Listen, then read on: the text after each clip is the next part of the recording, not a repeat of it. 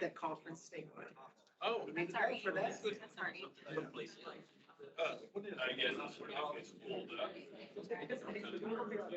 All right. Good morning, everybody. I want to say thank you for taking the time out of your busy day to come out and join us. If you look at our agenda, we have a really nice set of presentations that's going to hopefully help you guys with some of your questions and also provide resources. So first, we're going to start with Mr. Andy Tucker. He's the Okemah Economic Development Director, and he has a great presentation for you guys.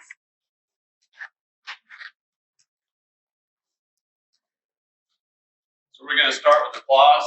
As the speaker, all right. Can you hear me okay here? We're not used to this kind of technology in Okemah, so I'm still kind of getting my feet wet to how this works. Can you hear me okay back here? Oh, that's awesome. Well done. Can you hear me now? As Catherine said, I'm Andy Tucker. I'm the Economic Development Director for a coalition in the city of Okemah. And I want to spend the next 20 minutes talking to you somewhat about our journey. But before I do, I want to learn who you are and what your roles are. Kind of by show of hands, tell me how many of you are service providers with the electric cooperatives? Awesome. Why are you guys isolated? Is that intentional? Birds. Well, since we're here, and I always do this anyway, kudos to the electric cooperatives of Oklahoma. We're very biased with East Central Electric. They are absolutely priceless to our efforts of economic development in Okemah and Oklahoma County. But I know that's the same way across the state. If you're a resident in a community trying to make things happen, if you don't interface with your cooperative, you're leaving opportunity on the table. And I don't know how better to put it, but what East Central Electric is doing in Okemah and Oklahoma County is transformative. I mean, power was a fairly big deal. Water is a fairly big deal. But broadband and what they're doing to make us marketable within the global community is priceless. And so, Catherine, kudos to you guys for what EcoLink is bringing to our landscape.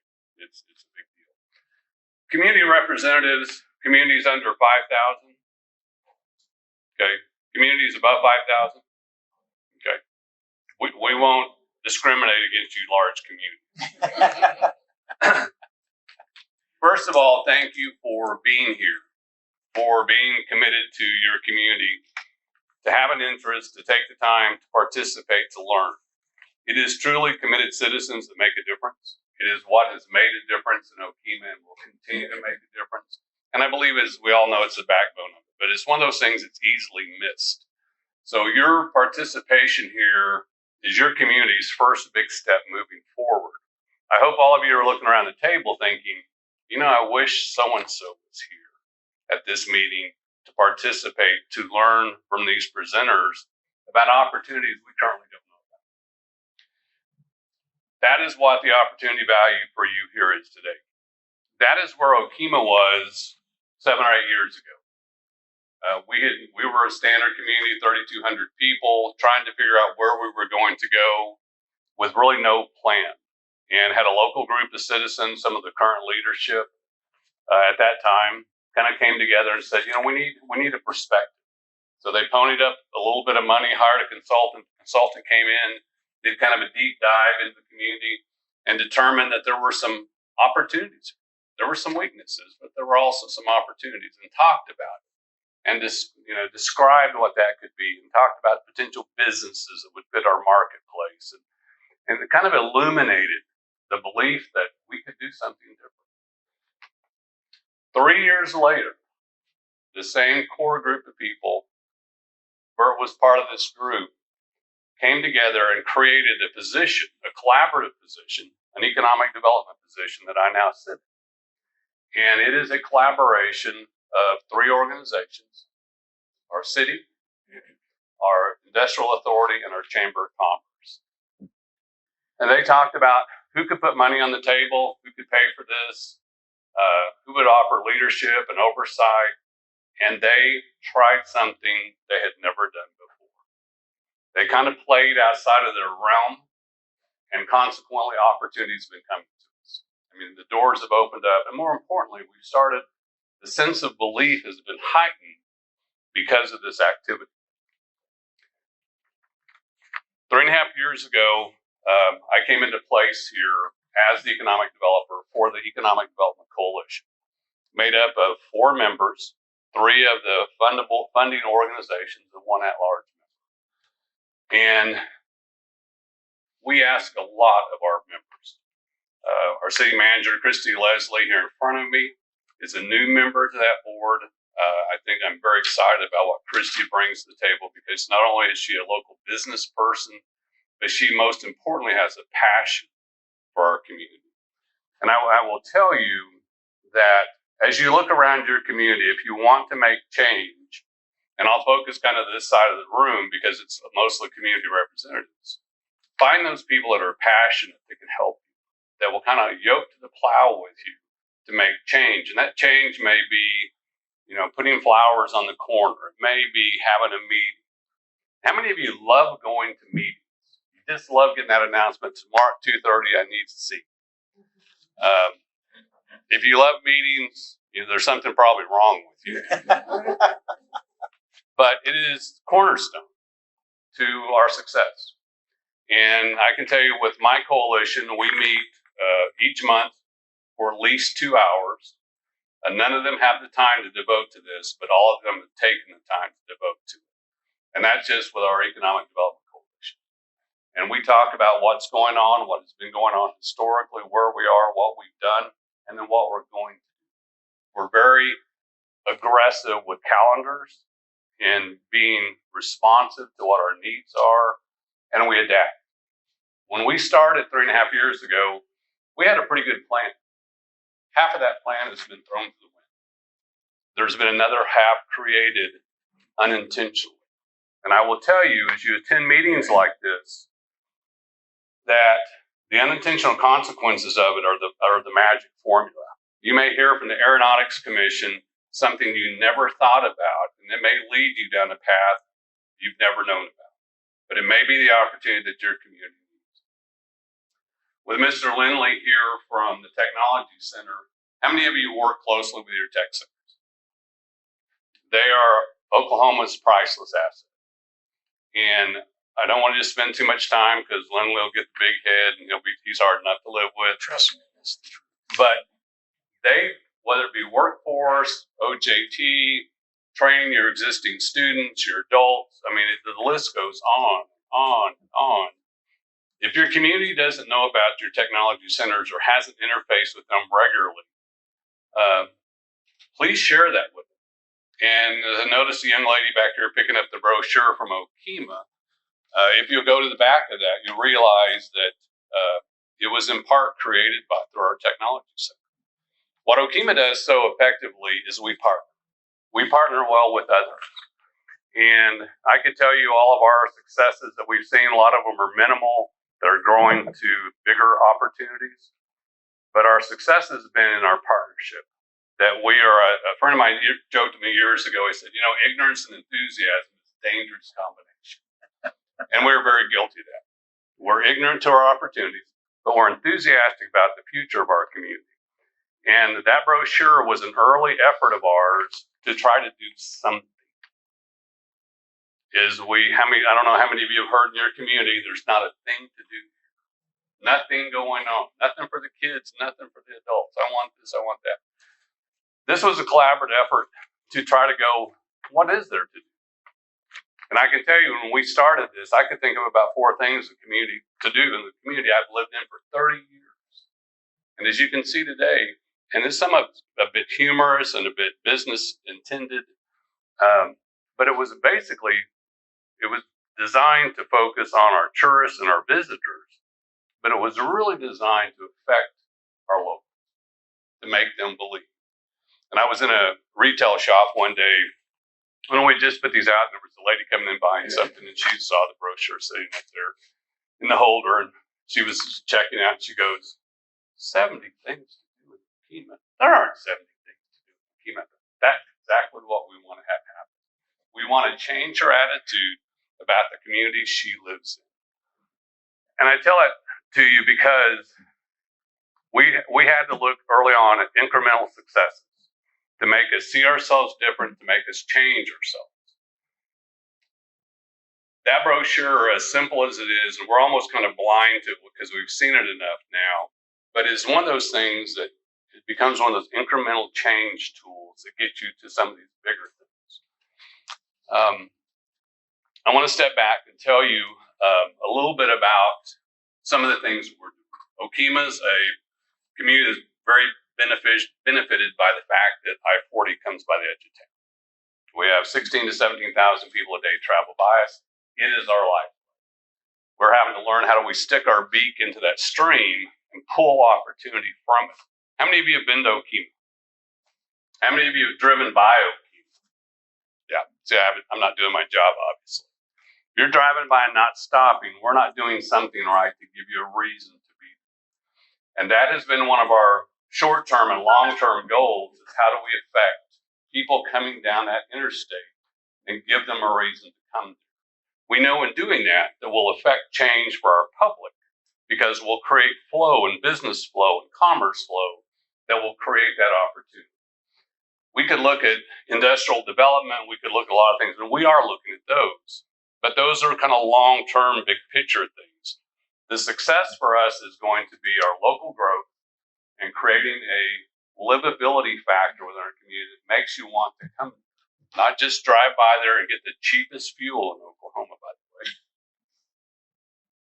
We always are. I don't know, even Oklahoma City can't even beat our prices half the time. I'm like, I love it.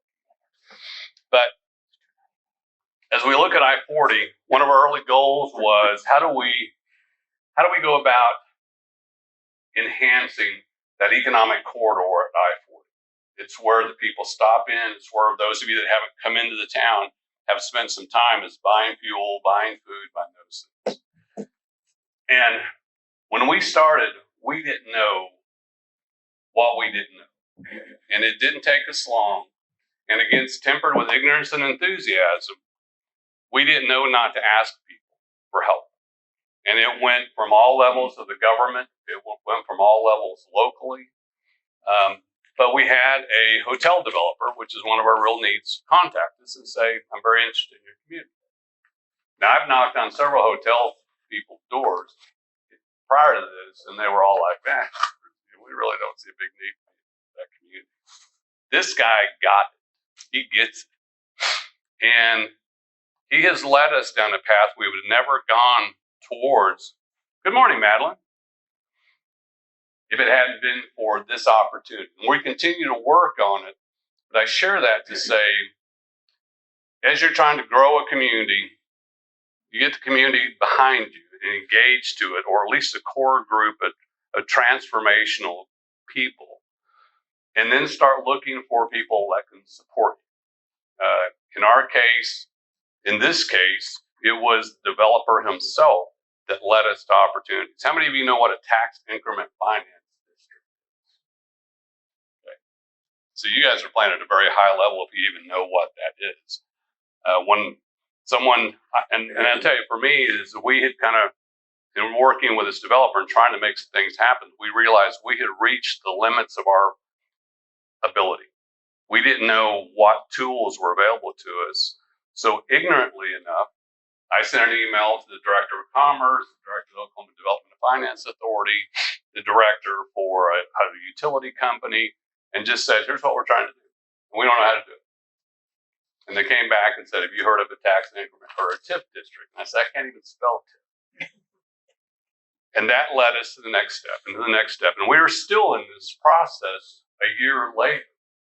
But something we didn't know about, because the opportunity came, we chased that rabbit.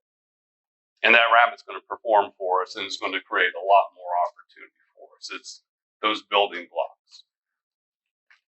You know, for Okemah, they came to this place this core group of leaders came to this place because they were sick and tired of being sick and tired. And they didn't know. And I'm sure some of you that live in small towns have felt the same way. And how do you affect change? First of all, you think about the vision you personally have for your community. And then you look around at like-minded and maybe unlike-minded people that have similar passions for change. And you can have this conversation with them. You continue the conversation. And it is, in fact, that simple. That ultimately becomes internal momentum, kind of unintended momentum, because now we're, instead of talking about our problems and the issues and what our government leaders aren't doing for us and what our service providers aren't doing for us, and we start talking about hope. And we start talking about what the future can be. And even though we don't believe it early on, it really seems like a lot of pipe dreams. After a while, the conversation becomes that of belief. And that is kind of where Okema sits right now. Are we a perfect community? Is everything dialed in? We're at the top of the hill and the ball is just rolling downhill for us? Absolutely not. It's going to be a struggle from here on out. But the difference is that some committed citizens that didn't have positions of change came together and created this opportunity.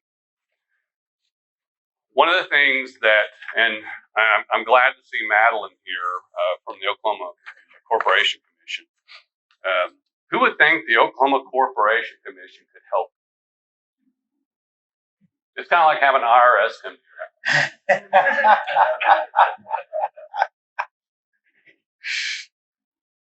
She was one of the unintentional consequences in Okema that we didn't know what we didn't know, and through listening to some conversations with people, learned about opportunities, and she just kind of fell from the heavens to us. And I can tell you, she may be one of the best public servants, if not the best public servant I've ever worked with. And I would say that even if you weren't here, Madeline. But those are the things that, as you're here today, this opportunity for you is to learn what is it in our community that might be affected by these people. And let me just say, why do they want to help you? Why in the heck would someone from the Corporation Commission, from East Central Electric, the city manager of Okema, why would they want to take your call and help you affect change in your community? Because it's kind of their job. It's their thing. They like helping people. They wouldn't sit in these positions. So as you leave here today, realize that everyone you meet in here has become a new contact for you. They have become that change agent for you, should you invest the energy to chase that rabbit. And in Okema, our success has been we've been chasing that rabbit. And we're going to continue to chase it. We work our service providers like sled dogs. And we don't feel bad about it. For the most part.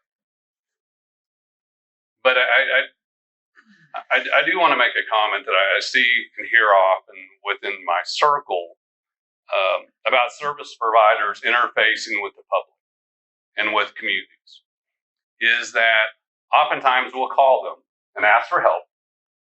And we'll say, here's what we want you to do. Can you come spend some time with us? And they come and spend time with us, and then we do nothing. We have to be responsible. We have to be people of character as we work with service providers. And if we will show them respect and this courtesy by taking advantage of what they've brought to us, they will bring more to us. But should we be the ones that ask them to come over and over and we never take any actions on our own, we shouldn't be surprised when they quit coming. Because there's guys like me that are ringing their phone all the time.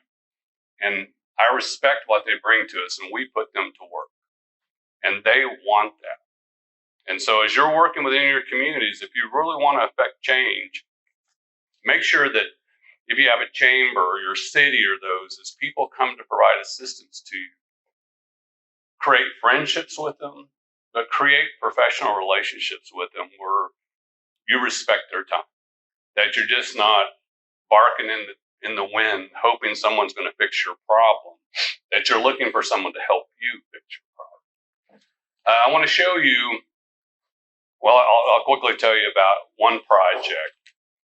Those of you that know me know that I could sit up here for 5 hours and tell my story because apparently I like to talk, and apparently I like to hear myself talk, and I like my own stories.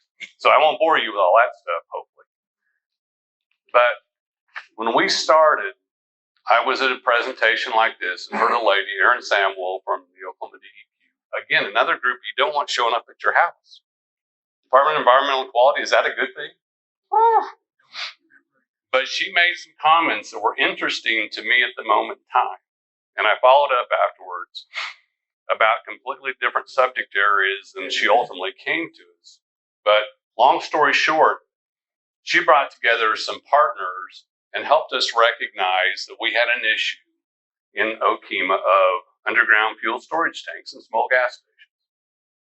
So at one time, and Madeline may correct me on this number, but at one time, Okemah within a square mile had 55 gas stations. And that wasn't recently, by the way. So that was from the 20s, 30s, 40s, because the convergence of 3 highways before Interstate 40, we just blew up. And so there was opportunity everywhere. But since then, those have all dilapidated and they've become uninhabited, and there's no businesses in most of them. And they've become a problem. Why were they a problem? Because most of them were perceived to have underground fuel storage tanks, which has become an EPA issue and a state issue. And because of that, banks won't loan money. So you have this problem that an heir picks this up from somebody, they have it, they're sitting there, it's an asset. What do we do? No one wants to buy it. No one wants to loan money on it. So what happens in a community where you have 55 gas stations? It becomes blight. I've lived there for 30 years. I got driving by where I never even noticed. I was blind to this blight right by me because it was ever present. Through this presentation, Erin led me to this group of people, and we started a brownfields project. Anybody know what brownfields are? Okay, you're way ahead of everybody else. I love that. But it is a national federal program through EPA. I'd heard of it, didn't know anything about it, didn't think it fit us. I thought it was for big industry issues. Obviously, it's not. Thanks to Madeline, and I hope I'm not stealing any of your thunder, but I really don't mind. Okay, you do have lots of thunder. But Madeline took it upon herself through a series of Zoom calls to write a grant for $300,000 for Okemah to fix our problem. Did I write the grant? No. Do I administer the grant? No. Am I the poster child for it? Yes. Until someone calls me, then I send them right to Madeline. It is a beautiful partnership, but that partnership led to the cleanup that's ongoing today. We've cleaned up 5 old gas stations. They've changed hands professionally, trying to move them forward. We have a lot more to do. Madeline has since, I think, written another grant for $2 million that could be available to all of you to do the same thing. But that led us to another place. Again, ignorance and enthusiasm. We don't know what we're doing. We're just running down the street, screaming at the top of our lungs, we want change. And we found some people on a Zoom call, some consultants from West Virginia and Iowa that were doing some things in housing. And we need housing. So I called them after the Zoom call and said, hey, here's what we're trying to do, what can happen. And we talked about housing and da-da-da-da. And they said, by the way, have you guys ever done any placemaking? You may know what placemaking is. Okay, again, you should be at this table. Is that it is about downtown revitalization. It is about recreating your community into a positive way. Do I know anything about that? Heck no, I don't. But these people did. And so that conversation unintentionally led us to this other pathway.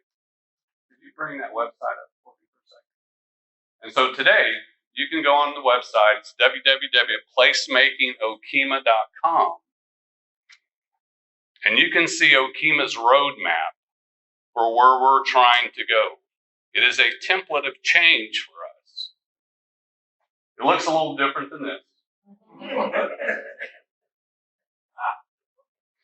But what it is, and if you go this in your private time, what you will see is it is a collaboration of our consultants. And I will tell you, what do consultants bring? Do they bring you answers? They bring you capacity. They allow you to play bigger than you are. And that's what these consultants did. And so they met. And again, it was in the midst of COVID, this has happened. Most of this was by phone. We Zoom called to death. But this consultant wore out our locals with just interviews, personal contacts. How do you do this? How do you do that? What's interesting to you? Where do you want to go? This website is awesome because it's a tool we can look at anytime we get disenchanted about who we are and where we're going. Because within it, maybe up or down, a little bit farther. So these are the goals that our public identified that they want to focus on at this point in time. They were manageable, they were doable, they were within our bandwidth. And these aren't really big issues, but they're transformative issues. As we look at brand, we look at what do you feel like when you come into our community? What does it look like? Is it uniform? Are our colors the same? Are we doing things in a pattern? Are our fonts typical? Things, you don't notice them until you notice them. Until somebody does it right. And we've all been through those communities that do it right. And you're like, they've got a plan because it all flows. That is where our brand came in. Destination development. As we look about tourism, destination is what we focus on. Why is tourism important to Okemah? One, we're on I-40. Two, most importantly, Woody Guthrie was born in Okemah. We are the one place on this globe that a global icon was born and raised. And we've done very little to manifest that into opportunity. We've got a Woody Guthrie Festival that's been going on over 25 years. Still is, our attendance will be 3,000 to 5,000 people, because by the way, it is in the middle of July, and it's an outdoor festival for the most part, and it's a little warm in Oklahoma. Be a little toasty. But it is a backbone of the opportunity for us as we look at those 17,000 people driving by. This is our opportunity. How do we pull them off that interstate? We let them know that there's a global icon that came from here that was transformative across the world. I mean, I continually see people in and around the state that are traveling from around the country that know who Woody Guthrie is better than us in Oklahoma. I don't get it. I mean, I really don't like the music, honestly. My wife does, which is kind of bizarre, but a lot of people like this type of music. It's not my thing. But I think this is has the most potential of any project I've looked at in my life because of the global icon component. So if you have a Carrie Underwood from your house, from your neighborhood, or a Vince Gill, or any of those people, or anybody that's anything, apparently that's significant that people will travel to come spend time. But you have to manifest it. That is what our destination is looking at how do we make that happen.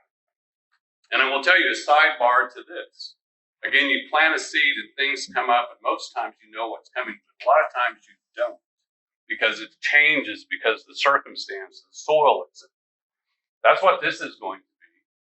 And 2 weeks ago, I was talking with Lieutenant Governor Matt Pinnell, and if you don't have him on your team, you need to get him on your team because he will help you in any way he can. And he has been extremely helpful to us. But he talked about that they are going to do these monuments for these Oklahoma musicians. And no surprise to us, the first one's going to come to Okemah because Woody Guthrie is from Okemah.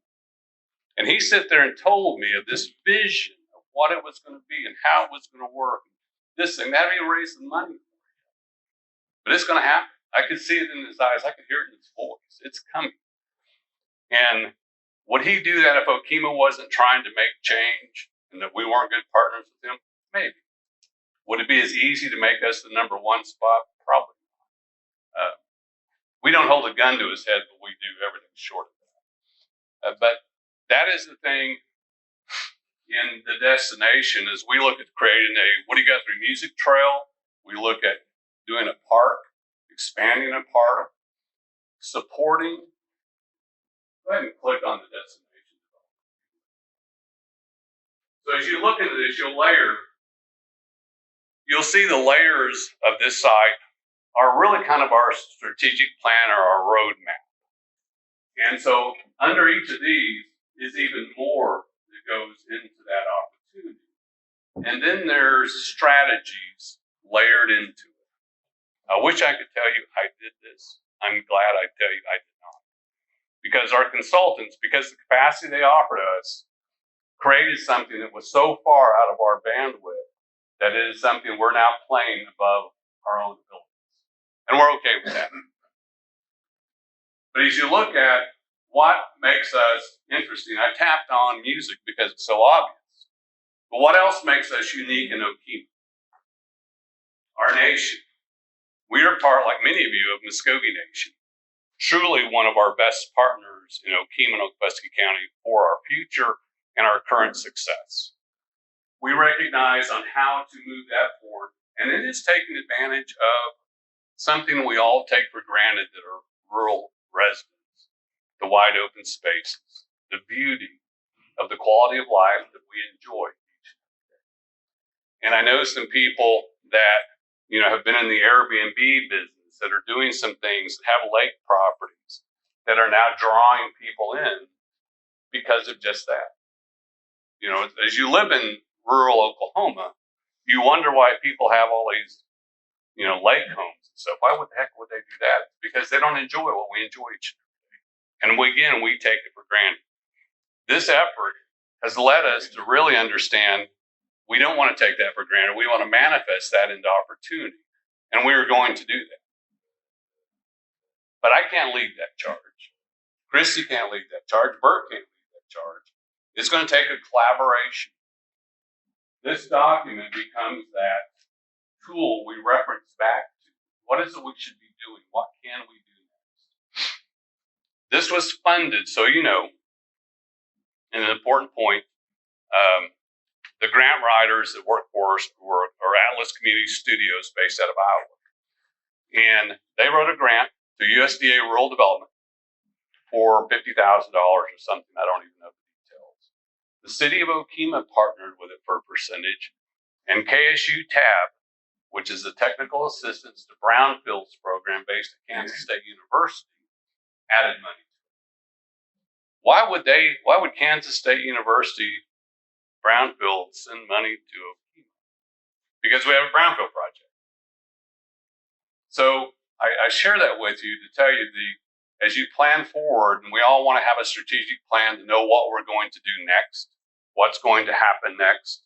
Don't worry about that. That will come. The excitement, the motivation for us led to this of many things and led to some of the partners you're going to meet today. And it wasn't because of a set plan, but a set vision. And the vision can be as simple as we want it to be better. We don't have to know what that is, but we know there's criteria to better. Quality of life, which is a very diverse definition in its own right. Education, quality housing, quality of life, support to our citizenry, safety, which a lot of us, again, in rural Oklahoma take for granted because we have police support around us and crime. Even though we see it from time to time, it's not terrible like some urban centers can be. We have some real blessings there. But these tools can help us get to the next step. I firmly believe that in 5 years, if I were sitting up here having this conversation with you, some of the visions that we have today will have gone by the wayside, and some of the rest of them will have evolved to the magic potential they have. We have limited capacity. We have limited money. We have limited public that are involved. Some of my partners and friends here will tell you that Okemah is doing everything right. That we are like that poster child that change. And we are, in a lot of ways. We absolutely are. We are very fortunate in this moment in time to have a great team that is common-minded and committed to change. But 90% of our public isn't engaged in this process. And it will take time for them to believe this is happening. And it will take time for them to find an opportunity to plug into it. And Marilyn and I were talking about this morning, is that being involved is 99% of it. Is just showing up, coming to these meetings. If you want to make change, you're going to have to come to some meetings. I hate to share that information. But obviously you're committed. Those of you that are community representatives are committed here. And the takeaway for Okemah, and I'm not going to go into a lot of detail about a lot of our other successes. This website, you can look at that on your own. You can look at our brochure. But from an empowerment standpoint, and looking at who you can become, is look at those strengths and weaknesses that we've all heard of. And what I recommend to people, and I'm a very rudimentary guy, I don't have a big Excel spreadsheet that the stuff's going all over. It's a 8.5 by 11 piece of paper. I draw a line down the middle, and I go, what's great about this place? And I don't talk about weaknesses on the other side of the page. I talk about opportunities, which, kind of equated from weaknesses. But I consciously see them different in my brain. And so I write them differently, and I just start this list. And like we started that list on that brochure that has 70 items on it now, I had about 4 things to do. And pretty soon, incrementally, once the exercise is started, you'll start realizing, Bill's got this cool thing over here. They've got this thing here. And it will slowly evolve itself into, 1, we start believing ourselves that this is very real. But then 2, it starts becoming, instead of listening to naysayers talk about it. And how many of you have naysayers? By the way? Oh, I'm kind of surprised. Yeah, we all have. We still have. And we'll always have. Let the voices of your supporters ring louder in your ears than your naysayers. And that is hard to do. That is psychologically wrong for humans because we listen to it as a protective device. But if you'll listen to those that support what you do, that pat you on the back, that tell you thank you for your time, listen and put that in the yes column of support. Because those of you that are in the trenches of change get whipped on pretty well. But you also get patted on the back pretty well. And let that ring louder to you than the other. As you listen today, take notes from each of these people and their skill set. Get their phone numbers. Write them down. If they don't have business cards, get this from them. I keep a stack of cards, and if I do anything well, I capture people's contact information. And it may be a month, it may be 6 months, it may be a year before I make contact with them once I have a need. But it has been, other than the leadership of our community and the engagement of this core group of people, the support network has been what has been our change motivation that has driven us forward. I got a call yesterday as an example. How many of you live in a community under 1,000 people? It would have to be. Might be 800. Might be 500. 400. Yeah. But I got a call from a new economic developer in the city of Medford, population 1,200. Those of you in a small town realize, believing that ever you could have an economic developer or somebody in some professional capacity working for you to do what you're trying to do would have to believe that's near impossible. I did. I still kind of do. Because this takes money. This takes commitment and investment. But this young man talked to me about why his community came together and hired him. It's because he had shown interest. He had done things. And he was a postman. And they came to him and said, hey, would you be interested in doing this? Because you bought a building downtown, you've done this, you've done that, you've done this. And I share that with you to say, don't look at us and go, well, we have to be 3,000 or above to do some of these things. Our recipe is unique to us, and our past leadership had to create a new recipe, and that's what they did. And so we're kind of today's recipe. What this young man told me is he had a recipe different, but people were buying buildings downtown, were making change. They saw the importance of their community, and they took the lead. They took the investment. We didn't talk about money, how he's paid, how he's rewarded. But I want you to know that in looking around at these people that affect change locally, may be sitting next to you in the coffee shop. It may be you. But it may be that person that's in the room that you see making a difference, that you talk to them about positive change. I'll conclude by saying, I think we have a duty as residents in our communities to make a difference. And obviously you do, or you wouldn't be here, because I'm sure you have 500 other things you'd rather be doing or could be doing. Because there are people that paved the roads for us before, built the buildings for us before. And for a lot of us, it's our time. It's our time to give back. And we can come to these meetings and we can learn some things and we can take it home and we can live in our silo and not share it anywhere. Or we can be those agents of change that take it home and we share it. And we convey this to them. And we talk about optimism. And we talk about processes. And we give them Jared Cooper from the Department of Commerce's phone number. And they call Jared and say, can you help us? And Jared shows up and helps. Or we can just get on with business as usual when we get home. And when we look a week later and nothing's different, then we have a duty to look in our own mirror and go, I know different now. I can make a difference. Okima's making a difference. It's through citizens. It's not through some great ARPA dollars or federal programs that are coming down directly. It is through the commitment of our local citizenry for change. And I hope you guys can do the same for your communities, whether it be the electric cooperative leadership in helping these communities. But you are the tools of change for the next generation. And it's not 10 years from now, it's now. So with that, I will turn it over. Thank you for your time. My contact information I can share with you later if you should ever want to hear from me again. But it is a pleasure, and I will once again say the electric cooperatives and the services they provide, in our case, Central Electric, and now bringing broadband to our rural areas.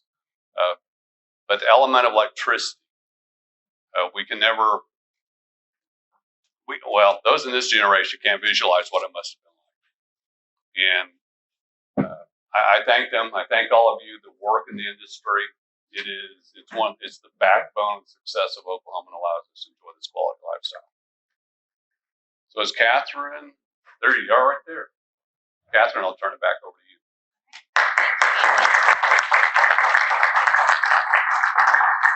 Again, thank you, Andy. Like Andy mentioned, just partnerships within the community and especially with our education system is great.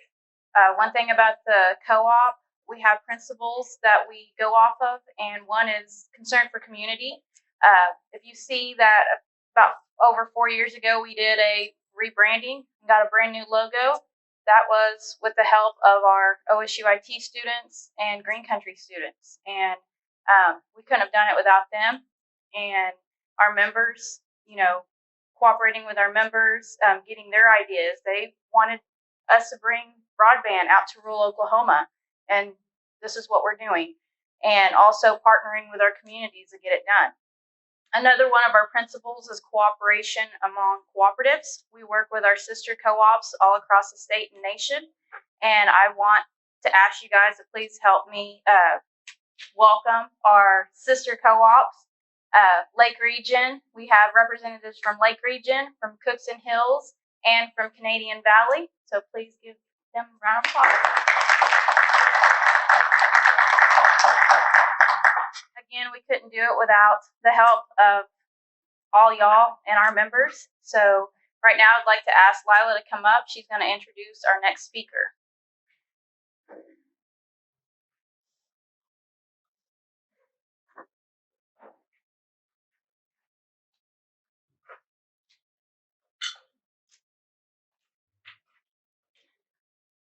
Good morning, everyone.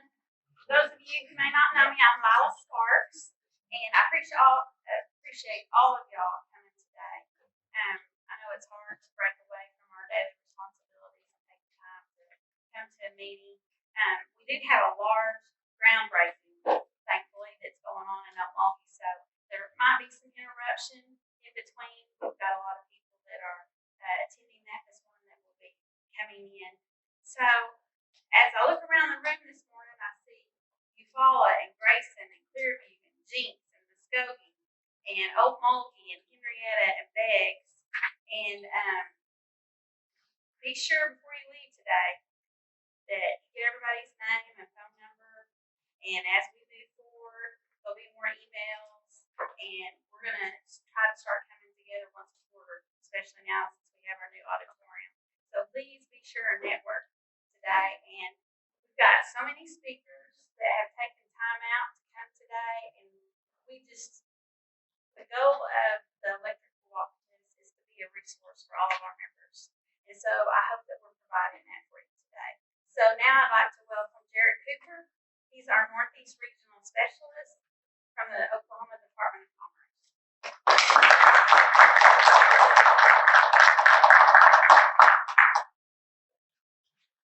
I don't put the blame on Lila for this. Of all the people for Lila to put me right after was the guy that probably knows as much about economic development as anybody in the room, Andy Tucker. Didn't he do a wonderful job? I wish I could have been here the whole time.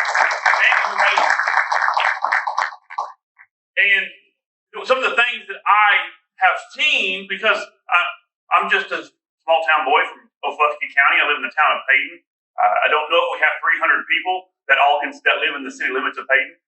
And so I'm just a small town boy, and I started looking at this economic development. I've worked in communities and community development and in things that touch economic development for almost 20 years now.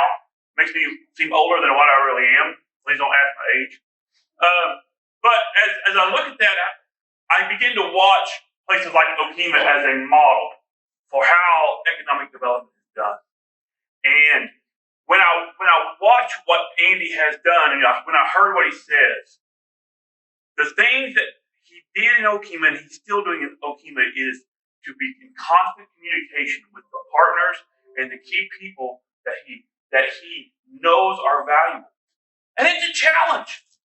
How many people in communities or in businesses even, people have different agendas, different goals, different ideas. I worked in the community development department in Shawnee for 14 years, Ernie. And for 14 years, when new people would come in, I looked them in the eye and I would say, the first thing you need to know about working for the government is everybody has an agenda.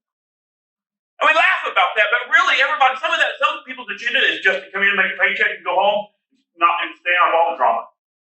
Love those people. Other people might be political, other people might be looking for an advancement in their career. Everybody has an agenda. And you know what's true in every community? Everybody has an agenda. And so the first thing I talk to communities, when I talk to people and I say, what do we do? How do we start economic development? Well, you build a team. What does that team look like? Who are those people? And I'm going to say some of the same things that Amy said.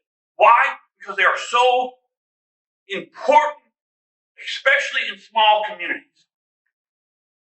It really is all connected together. As I got into economic development, I began to realize it's cogs, it's connected to cogs, it's connected to wheels. Some turn faster, some turn slower, some move this direction, some move that direction, but they all must be working together. So I call a community and I talk to them, and I can talk to the Chamber of Commerce, and their number one goal for that community is to work with their Main Street businesses and to help them grow and to help grow membership in that Chamber of Commerce and to help find ways during the pandemic. They were one of the most important things that we found out. We found out how important online shopping was. Businesses that had an online presence, small businesses, we're talking about mom and pop stores on Main Street, small businesses saw a 20% growth in their online business, where businesses who had no online platform saw an 80% decrease. I just said that to say the Chamber of Commerce saw these things and they go, okay, Mr. Cooper, we really need to help our small businesses on Main Street. Then I'm talking to the mayor, and the mayor says, you know, what we really need is we really need some retail in this town. We've got to have sales tax to pave the roads. You talk to the Economic Development Authority, and they say, Mr. Cooper, we've really got to figure out a way to get some land, put a industrial park in, and we've got to put some manufacturing here. Just while we were standing out there on that cold ground and that wind blowing through the suit jacket out there just a few minutes ago here in Okmulgee, because there's a new industrial park that finally we're breaking ground on. We're ready to start expanding. Our USU's out there as well. And everybody has their different goals. Everybody has their different purpose. But in reality, they're all pointing in the same direction. And I usually say this at the end of the speech, but I'll say it now.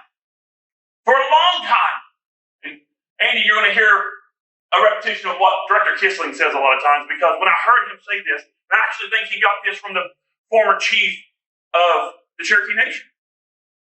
For a long time, we thought about economic development as this definition. Economic development is creating wealth. And to a degree it is. We want each family, when your kids graduate from high school, we want them to be able to get a great job, and we want them to be able to excel and to grow and to be able to have a family. We want them to buy a house and all those things that we see as important. Director Kissling said this one time, and it's really resonated with me. He talked about going to the OSU stadium when his daughter, who was a freshman, got an award for excellence in her class.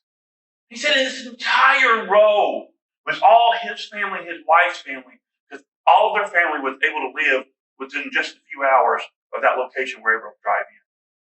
He says to him, and to me now, economic development is about creating opportunities. So you don't have to go to Chicago, or you don't have to go to the East Coast or the West Coast to visit your children and your grandchildren, because they have opportunities in your hometown.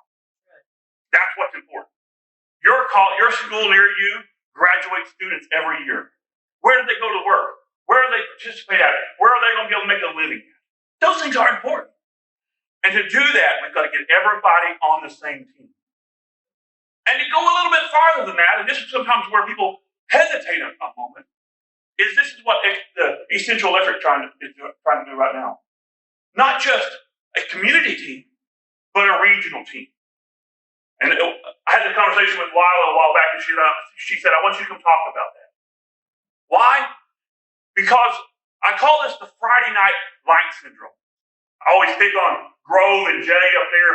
They're both passionate about their football teams, and they go out there and they sit in the stadium, as many of you do, or on the basketball court, and you sit in the bleachers and you cheer your team on, and we say, let's go team, let's go with your Panthers or your Bulldogs, or whatever your team is, you cheer them and you say, let's go.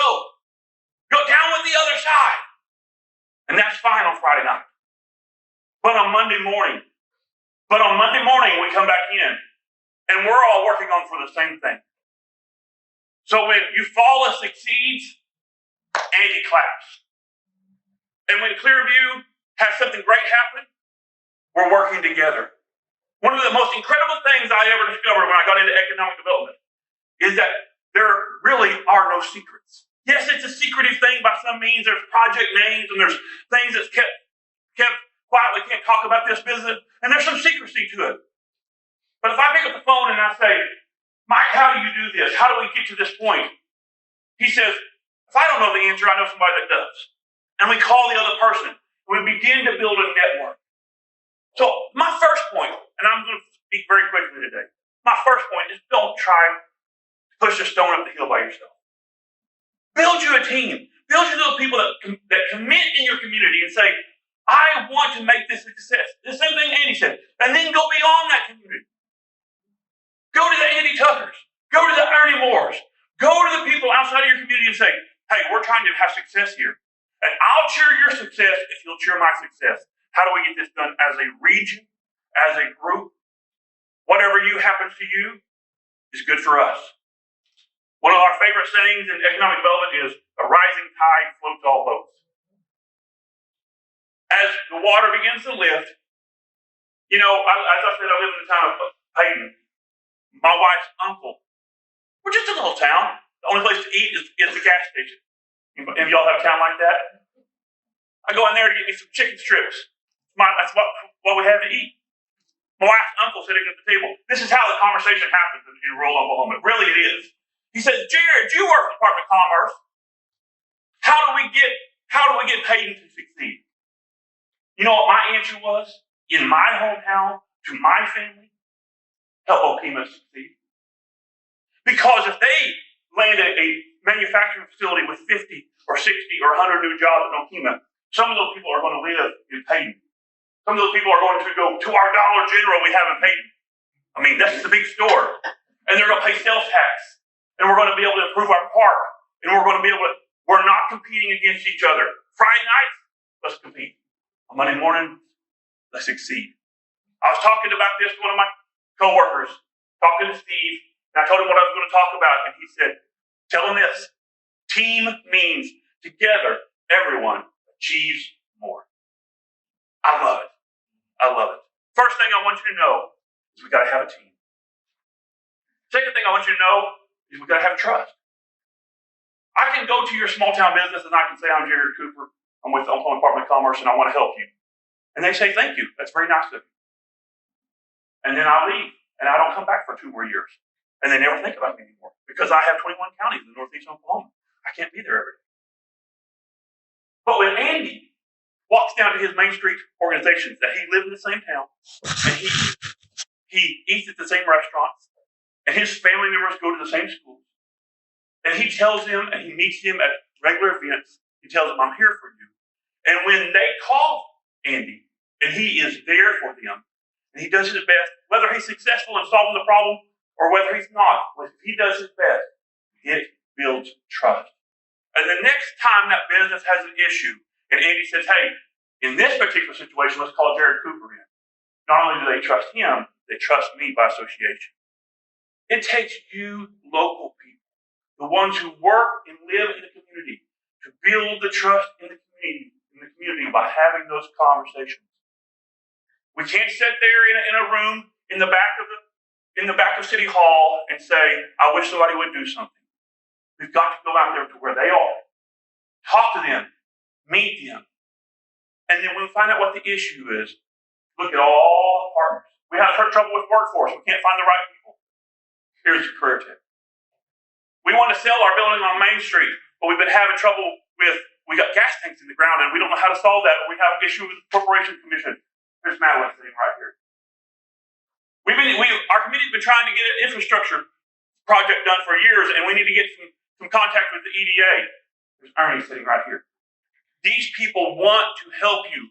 We are paid not only to help you, but to make you succeed. Build the trust in your community so they trust us when we come to help. And the final thing I want to say is the word target. We started this last year on Targeted Opportunity Program, TOP. It was simply, we got $1 million from the EDA.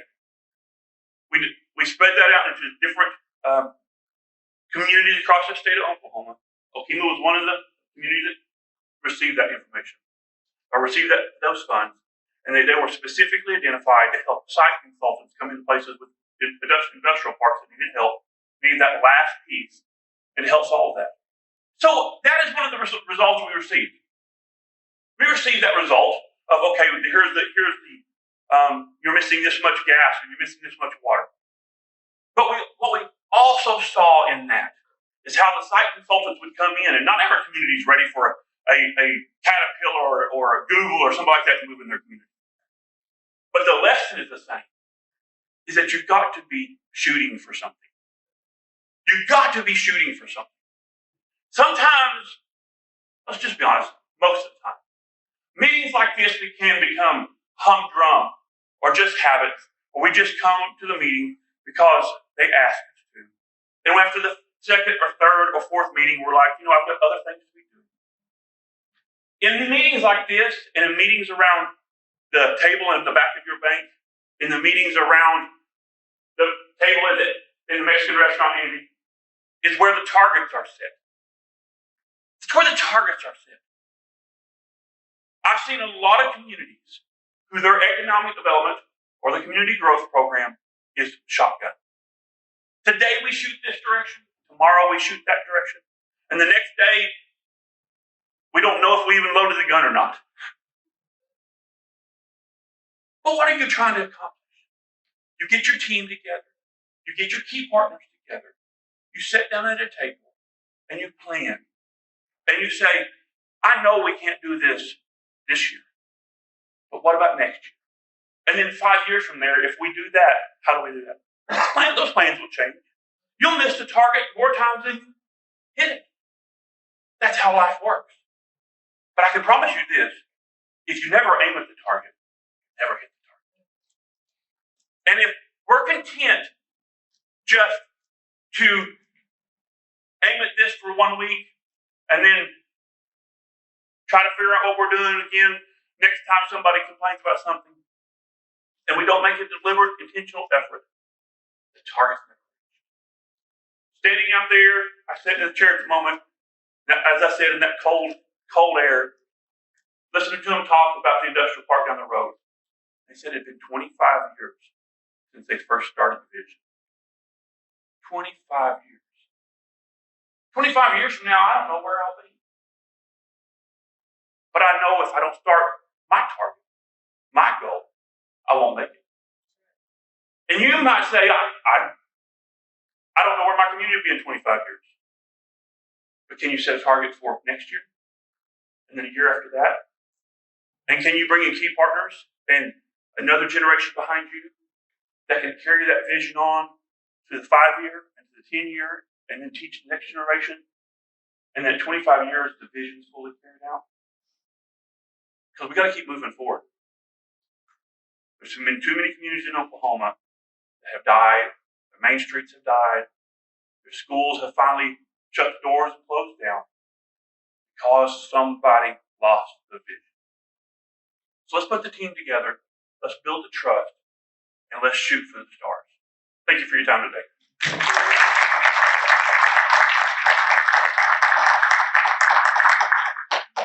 Thank you, Jared. How about let's take a 5-minute break real quick. If you haven't found the restrooms, they're right outside here. Please help yourself to drinks, anything that we have there. If you need anything besides that, please ask me. I'll be happy to get it for you. So, with that, I'd like to introduce Madeline Gilmer. Yay, such nice applause. Thank you.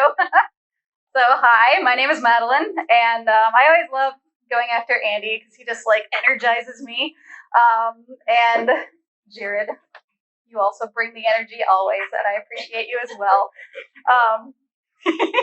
So these guys are like the embodiment of energy and momentum in the communities that I've been to, and it's just wonderful to be up here with all of you. So thank you for inviting me.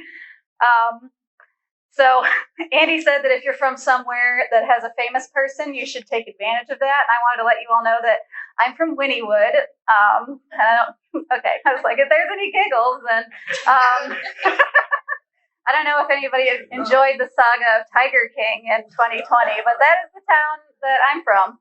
And so we have Joe Exotic. So I don't know what we're going to do with that. So far, nothing, which I think is kind of weird, but whatever. So I love rural life. I live on a property in Wynnewood that my family's been on for 80 years. And I just really enjoy the strength and concentration of stories and passion and history that comes with rural living. So yes, brownfields is my job, and being a state service employee is my job, but I also love it and I'm really passionate about it. So I do work for the Corporation Commission. And usually the reaction I get with that is the what?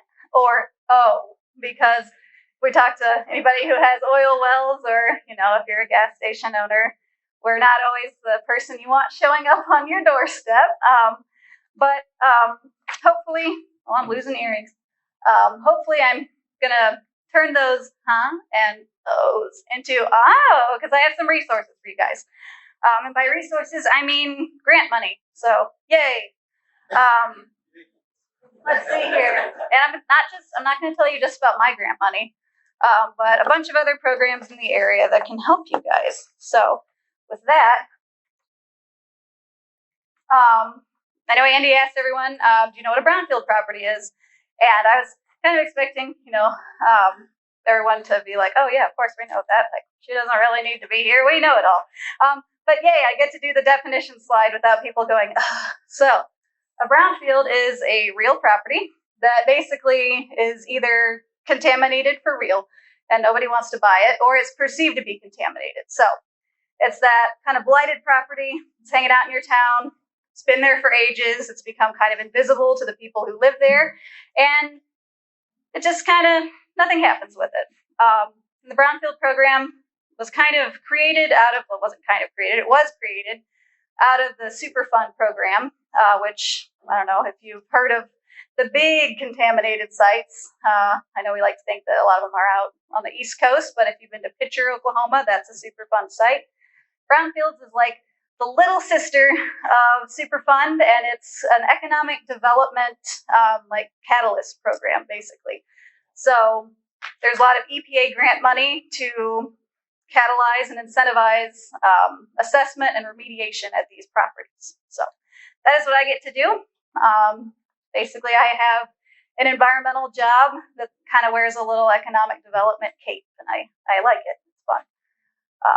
Let's see what the next slide says, because I forgot. All right. This talks about the 2 different state brownfields programs in Oklahoma. We're kind of an odd state. We have 2 state programs. And that's because the OCC and the DEQ split their environmental jurisdiction for sites. So the OCC, if you know, you know, we cover oil field sites, exploration and production, pipelines, tank batteries. We also have the petroleum storage tank division in our walls, so we cover gas stations.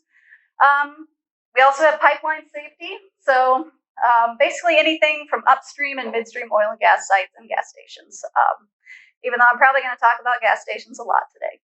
And DEQ has everything else under their brownfield program, but the most important thing for most of y'all probably is if you have Main Street buildings or old abandoned churches or I think junkyards, are under DEQ too. Yeah, everybody goes, oh.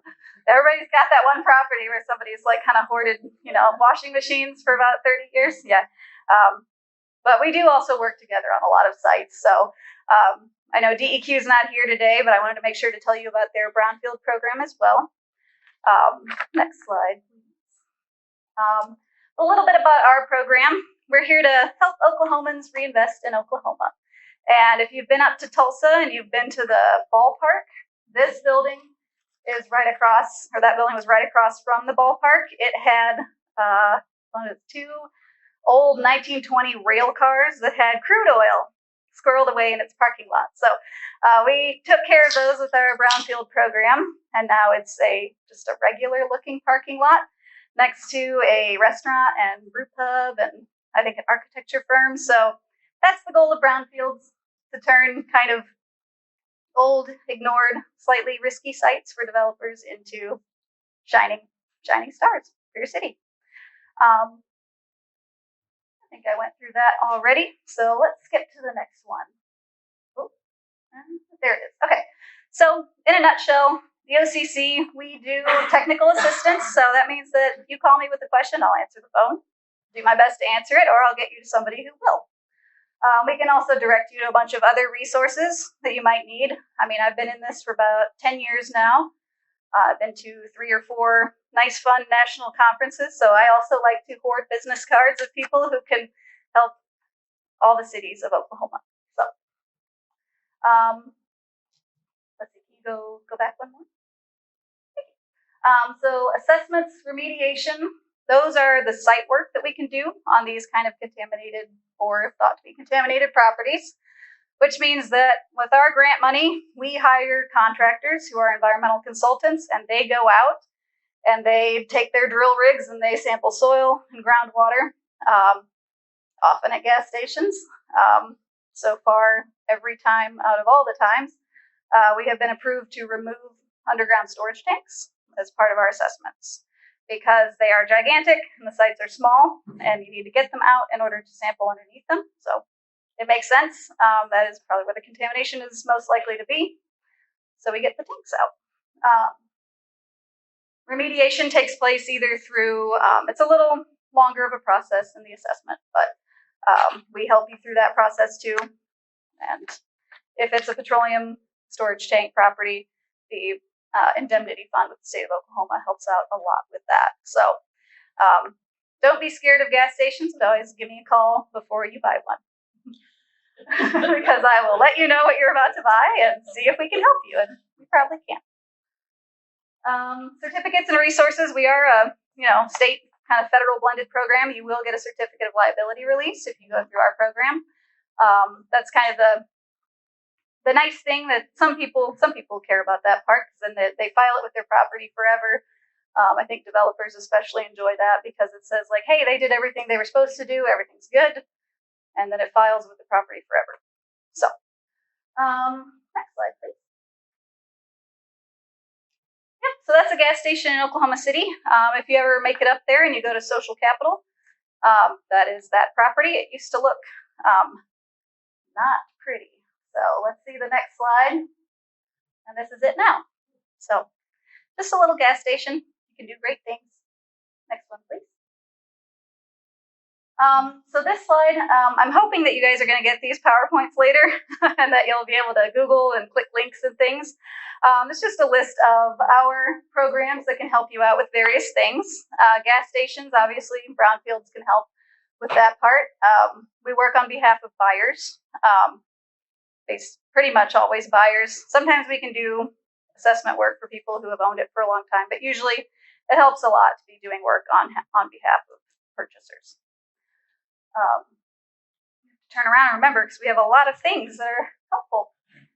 For oil and gas sites, I know we were talking about that a few minutes ago.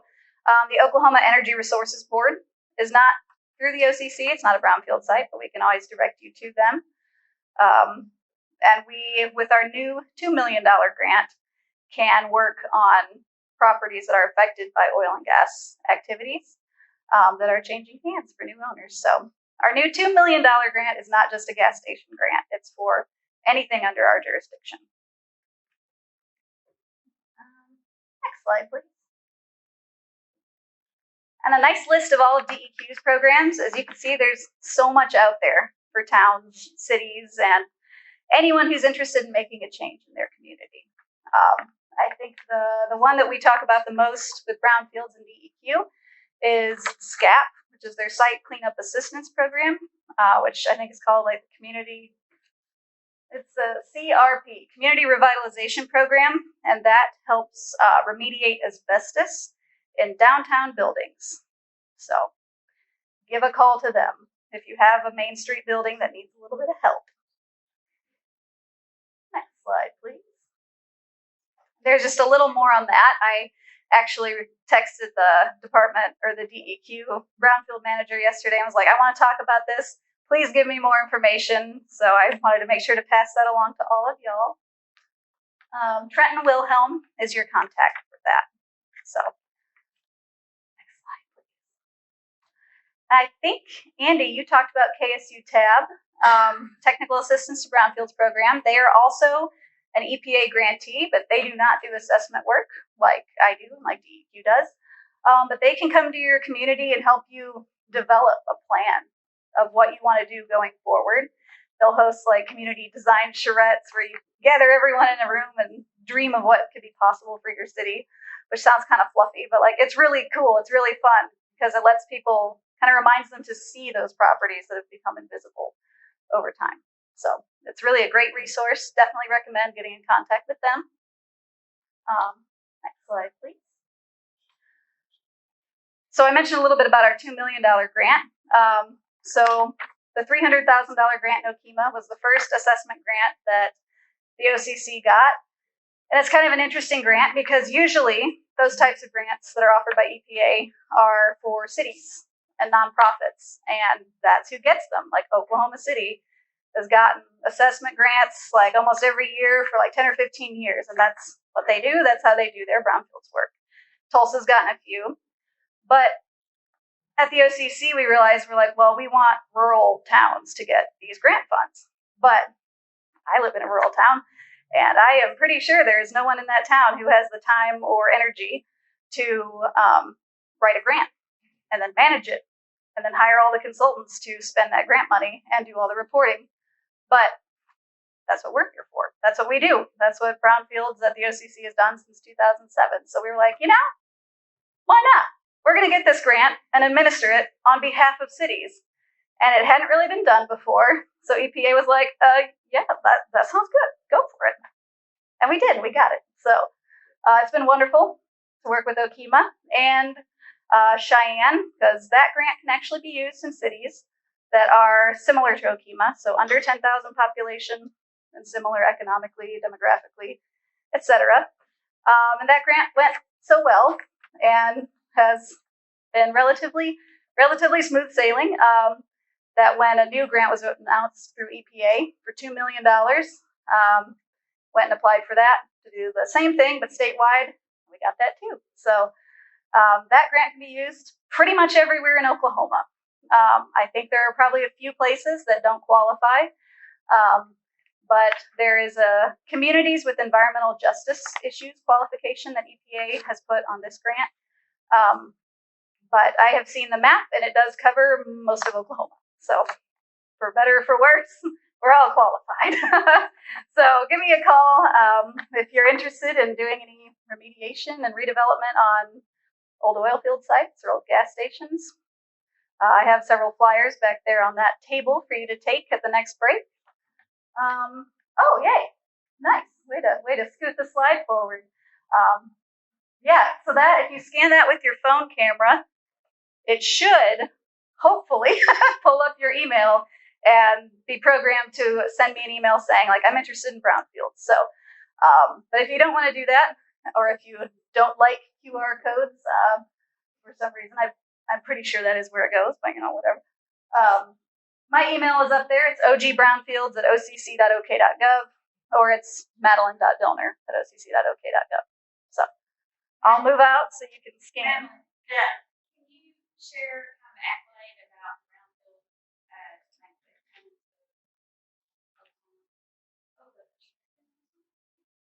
Yeah. All right. So actually back in August, one of the national conferences, so every I think it's 2 or 3 years, the brownfield programs from all over the nation, and I think Puerto Rico and Guam and American Samoa, they have a program also. They all descend on one city to learn from each other. It's the National Brownfields Training Conference. And back in August, it was here in Oklahoma City, so which is a pretty cool thing. So it's been in LA and Pittsburgh and like Detroit and Chicago, so we're playing with the big boys. But it was also wonderful because one of the OCC brownfield sites, which is the First Americans Museum, has anybody been there? Yeah. No, oh my God, you have to go. It's so cool. It's a great museum, and it's also a great brownfield site because it won the National Phoenix Award, which is given for the best brownfield project in the nation. So definitely well deserved. Who wrote that application? I did. Oh. Thanks, Amy.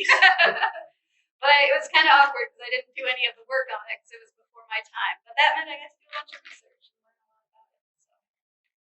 So definitely a well-deserved award. And we're really excited to have $2 million plus the half of the $300,000 that's left after we've done work on Okima to help, hopefully, all of your communities turn gas stations and oil field sites into super cool properties. They don't all have to turn into the First Americans Museum. Like, I'm happy with a little abandoned gas station becoming like a headquarters for someone's like plumbing business or a little Scentsy business if somebody wants to move it out of their house. It's whatever's good for your community. We're here to help. Time for questions. Does anybody have any questions? She's a little stick of dynamite. Mayor. Yes.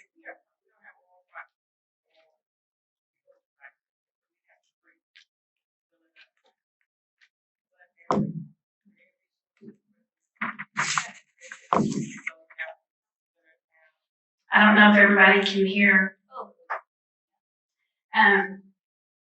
Mayor Marilyn here said that she had a creek that was filling up. You mind repeating that? Center of town, and it's filling up with trash, trees, limbs. We have lots of absentee landowners trying to clean that creek out to prevent flooding. I'm having a hard time getting, I guess, like DEQ or whatever permission to get it cleaned up. Is there anything, resources, or with that? I know with the calendar year program, there's some kind of resources for that. I can think of one off the top of my head, and I will try to think of more later. But there are these two ladies who do really cool, like, rural problem solving, like creative problem solving, is what I think of. And it's their website is saveyour.town. So I will think on that, Debbie and Becky from saveyour.town. They probably have seen that before and might have a good solution. Effective questions from I'm gonna write that down. I wanted to let all of you know that we are recording today, and every table has a notepad.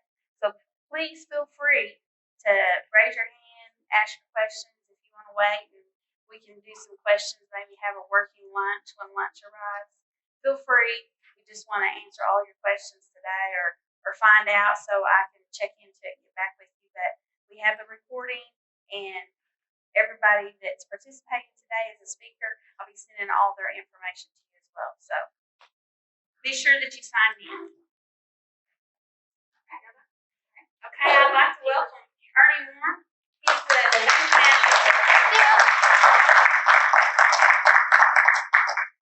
Ernie Moore, he's the executive director for Eastern Oklahoma Development District.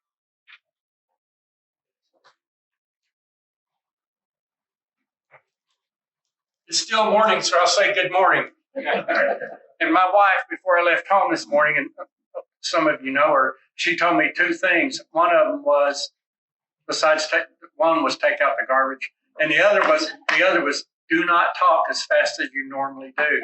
However, I'm sure you guys can speed listen. But anyway, my name is Ernie Moore. I'm with EODD, which is the Eastern Oklahoma Development District. We cover 7 counties here in Eastern Oklahoma. Our members are cities, towns, and counties, and tribal nations, and higher education. We're considered a council of government, which are often referred to as CODs, and Jared mentioned that earlier this morning. And we work with Department of Commerce, obviously. We serve as an extension of local governments who don't have the staff or the expertise in particular areas to carry out the normal functions they should be doing. And I just covered our membership or our tribal governments, cities, towns, and counties, and our 7-county area. A COG, as we're in Eastern Oklahoma, and there is a COG that covers all of Oklahoma. We are, like I said, Eastern Oklahoma Development District, and then Elkema is covered by COED. And each local town all over the state is covered by a council of government. And we, I think there's probably organizations that can help the cities and towns out. And COG is one of the very best that can do it. And then, of course, most of the towns are members of the Oklahoma Municipal League also. We work well with all of those. There's a lot of organizations that we work with, and there's a lot of services we provide I'm not going to cover all the services EODD provides. However, I'll cover some of them. We are the area agency on aging also, and we do the senior nutrition sites and a lot of other senior services. And typically, when a company's looking to expand, they also look at the quality of life in a town. And one thing they look at is how a town takes care of their youth and how they take care of their senior citizens. And then some of the other things they look at is the capital improvements that the town have going. It's a quality of life issue. And at EODD, we do capital improvement programs for various towns that need it. A capital improvement program that we do is we'll go in and basically do an inventory of the town's assets and rate them. And right now we're working on three different towns right now, which is Eufaula, Roland, and Gans. But when we do those capital improvement plans and rate how their streets are or what buildings they have and the conditions they're in, it helps them plan on the future to see what they may need to be applying for grants for or planning for. And then we also we have a rural fire defense system. We have at EODD, we have a rural coordinator, as each of the 11 COGs do. And what that does is helps volunteer fire departments keep equipment and keep it up and going, and work with the Department of Agriculture and Forestry in getting equipment and keeping it for the volunteer fire departments. In the EODD's area, we have 102 volunteer fire departments that we take care of. And that's another thing that when you have a manufacturer looking at coming into your town, they want to know they will be able to insure their property or whatever business they might be putting in. And then, of course, one of the major things we do is community and economic development. We have many partners, and we're considered by the United States Department of Commerce an economic development district, and we have been since 1967. And one of our main partners is, like I said, the United States Department of Commerce.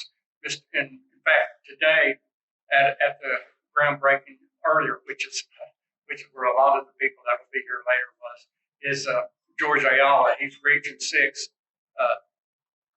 Director over the Economic Development Administration. The project they're doing out there was EDA was funding $2.5 million for that project. When I leave here today, we will go to the city of Tahlequah. We're funding a EDA project there. We're funding one in the city of Stillwell, and then obviously there's a few others around there. We're doing one for Indian Capital Technology Center, and then the city of Stillwell. We have a large EDA grant going for them also. And what we do through EDA is establish whatever the project is going to be, and then it's basically an infrastructure grant that we do. We do water and wastewater, might be water line projects, maybe a sewer project. The particular one that we're doing in Stillwell, which is a $2.5 million project, is the city of Stillwell. We're building a pre-treatment facility for the Swan's Food Company, so that they can add an additional line and hire an additional 200 employees. And any of the jobs that we bring in are typically high quality jobs, and are considered quality jobs. Which if we could, for instance, in the city of Stillwell, which is a somewhat distressed area, has been, we can bring in those jobs and it'll contribute to the entire town. When they start buying products, buying groceries, or shopping at the local grocery store, it compounds itself. One of the other things we look at is any special manufacturing needs that a company might have when they're coming in, and what it might be.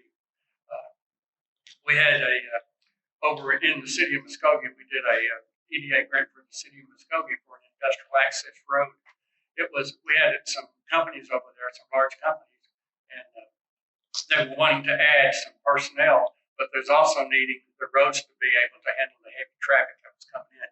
So we did an EDA grant over there to do that. And so that's some of this idea of what we can do. We also, one of our main partners is the Oklahoma Department of Commerce. As you heard Jared Cooper speak this morning, we work hand in hand together on a lot of different projects. We do a number of different things through the Department of Commerce. And we do community development block grants through the Department of Commerce, and that can be for a number of different things. We do community revitalization, water, wastewater, as I mentioned, and then economic development infrastructure grants.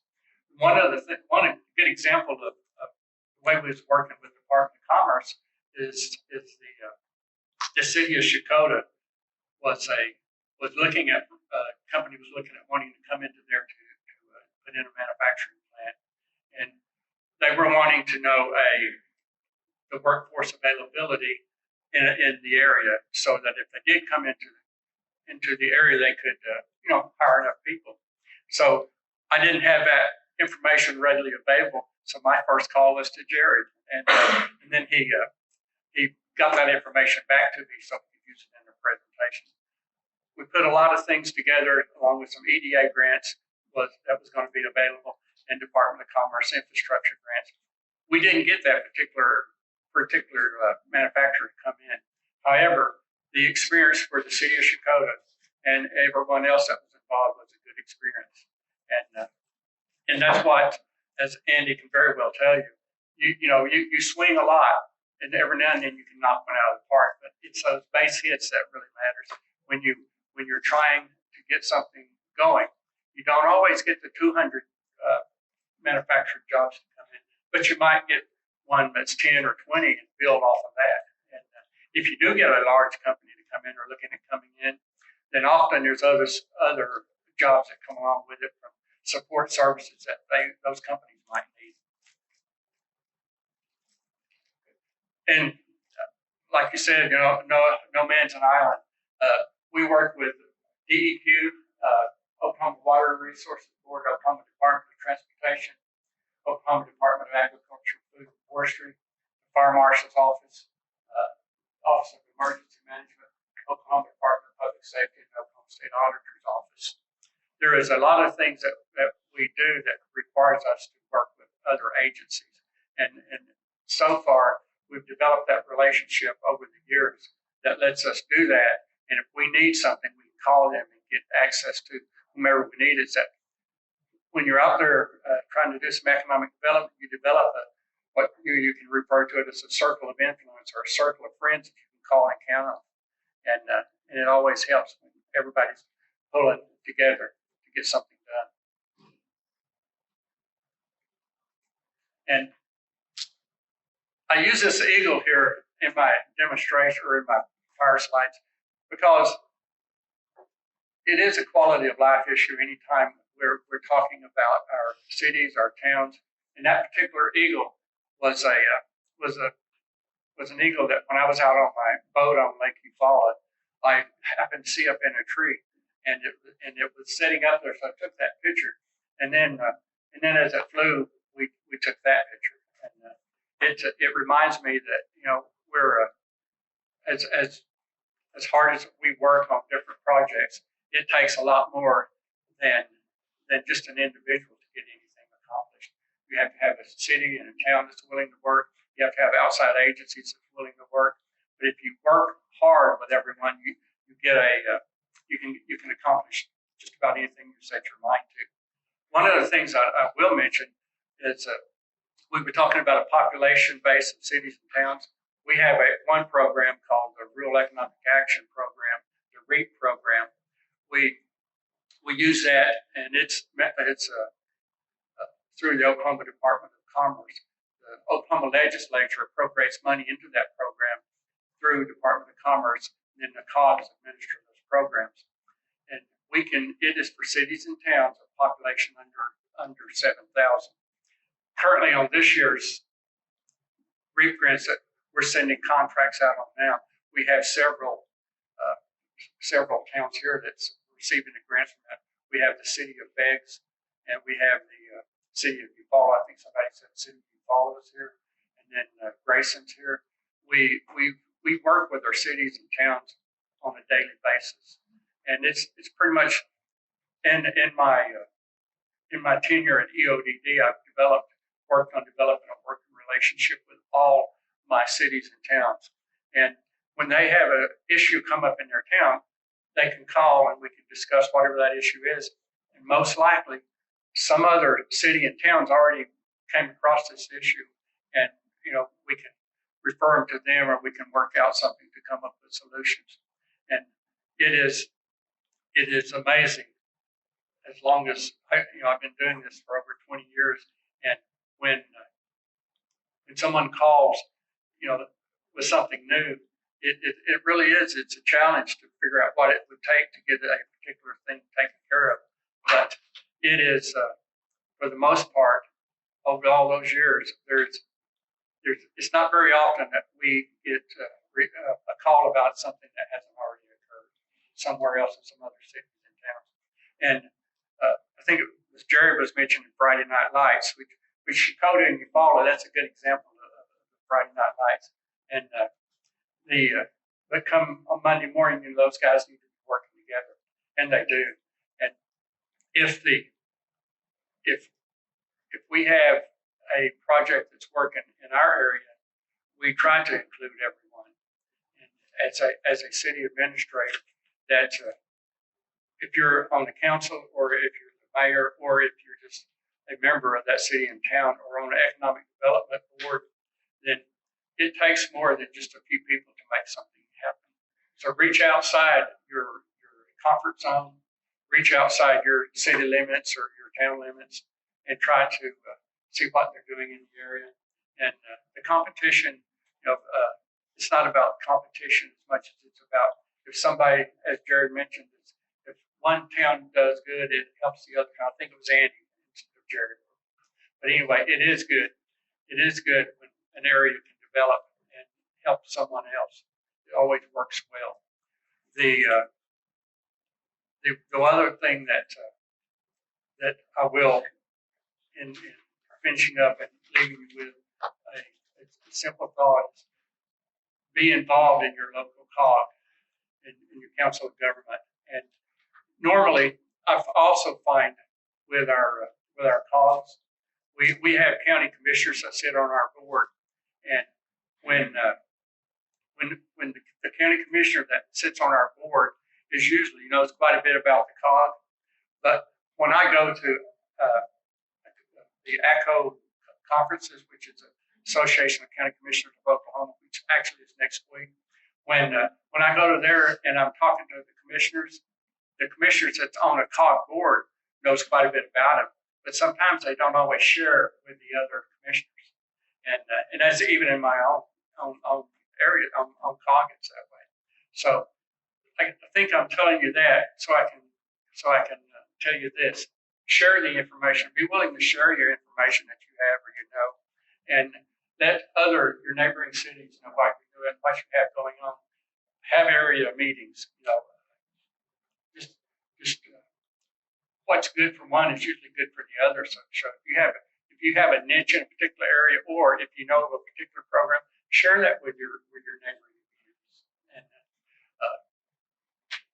I often get email blasts from the EDA, Department of Commerce, and Department of Ag on programs that's going on. And when I get those, I just basically forward those emails. I'm sure some people get tired of getting junk mail, but most of what I send out, I don't consider junk, so I send it out to all of our member cities and towns. But anyway, and in closing, I will be glad to answer any questions anyone might have. I will also leave some cards on the back table. Does anyone have any quick questions? Lilas. I already have a question for you. Yes. Of course. Wait a minute, hotspot. I was just talking. And it could have been John Roberts that helped me on Mercury. It was you, wasn't it? You helped me on Project Mercury. Yeah, we talked a little bit about it. Yeah. So I was just talking to a community out here earlier that they have some property they're wanting to do something with. I was talking about some market analysis and figuring out what's best for it, the number of cars that travel up and down the road, how to put marketing documentation together. Does your colleague help with that, or? We will. We can provide some information, but the majority of the time when I have something like that, I call Commerce, and they put the packet together for me. Or you talking about like a request for proposal, or just doing a feasibility study on what the town might do? Just helping the community understand what's best for them. Yes, we'll assist them in doing that. And the way we would do that is just have the community come to us, or we go to them and let them know what we're doing, and do a town meeting with all the different people involved. A lot of towns have a planning and zoning commission. A lot of towns has a industrial development authority, then town council. We will try to hold a meeting, have everyone come together, and then basically do a SWOT analysis on all that, and then put some goals together, and try to plan where the town wants to go. Now, if they're strong, and that's what, when you do those analysis, that's what you would do, is try to find out what you're specifically targeting to, and then try to develop along those lines. It might be, and a lot of you in your cities and towns may be doing all those things yourself, or just a few people doing all of those things themselves. And so it doesn't have to be a big formal meeting to get some things accomplished. Either the one and two people getting together and meeting and working out some issues, or developing a plan of action works also. Are there any questions? Thank you, Ernie. I appreciate it. Thank you, Central Electric, for allowing us to come here and be a part of this. And also, Lake Regions, they're in our area over on the other side of town. Cherokee Nation, Muskogee Creek Nation. So this goes on and on. Lunch is ready. There's just a couple of things that I would like to say real quick while I have it on my mind. Is that number one, as you can probably tell, each one of the speakers could speak nonstop for a lot longer than they have been. So they're just hitting the tip of the iceberg. So please get to know them, get their contact information. Number two, with most all of what the speakers have to say today, whether it's a grant or a program or an application for something, there's deadlines, there's first come, first serve. That's what happens when I'm out visiting communities, is that maybe one person in the community knows about something that's available and the other people don't. And so maybe it gets left on the table, okay? And then the deadline is missed. So if you are on these people's radar and they know what projects you're working on or what you need in your area, then they can be calling you saying, hey, this program's going to start January 1st, and the deadline is about February 1st, whatever it is. I'm just giving an example, okay? All right, lunch is here. I want you to eat while it's hot. Tanner Miller is at the back of the room. Tanner, if you want to raise your hand. He is born and raised in Morris. He is the director here at our Ohlone OSU Extension Office. If you don't know your OSU Extension Office personnel in your area, Tanner would be glad to help with you, Tanner. I hate to put you on the spot there, but he's a good guy. Anyway, feel free. We're gonna take a lunch. It's served buffet style, everything to drink back there. See where you want to, and we'll get back to it in about 30 minutes. If y'all don't mind, since we're running behind today, I'm gonna go ahead and have Michael start, and y'all feel free to finish eating. And there's pie out in the hallway and refreshments at the back. We got recorders going. Okay, Michael, you ready, Michael? Okay. This is Michael Lindley. He's from Calvin, Oklahoma. Y'all don't know where that's? Everybody heard of Calvin?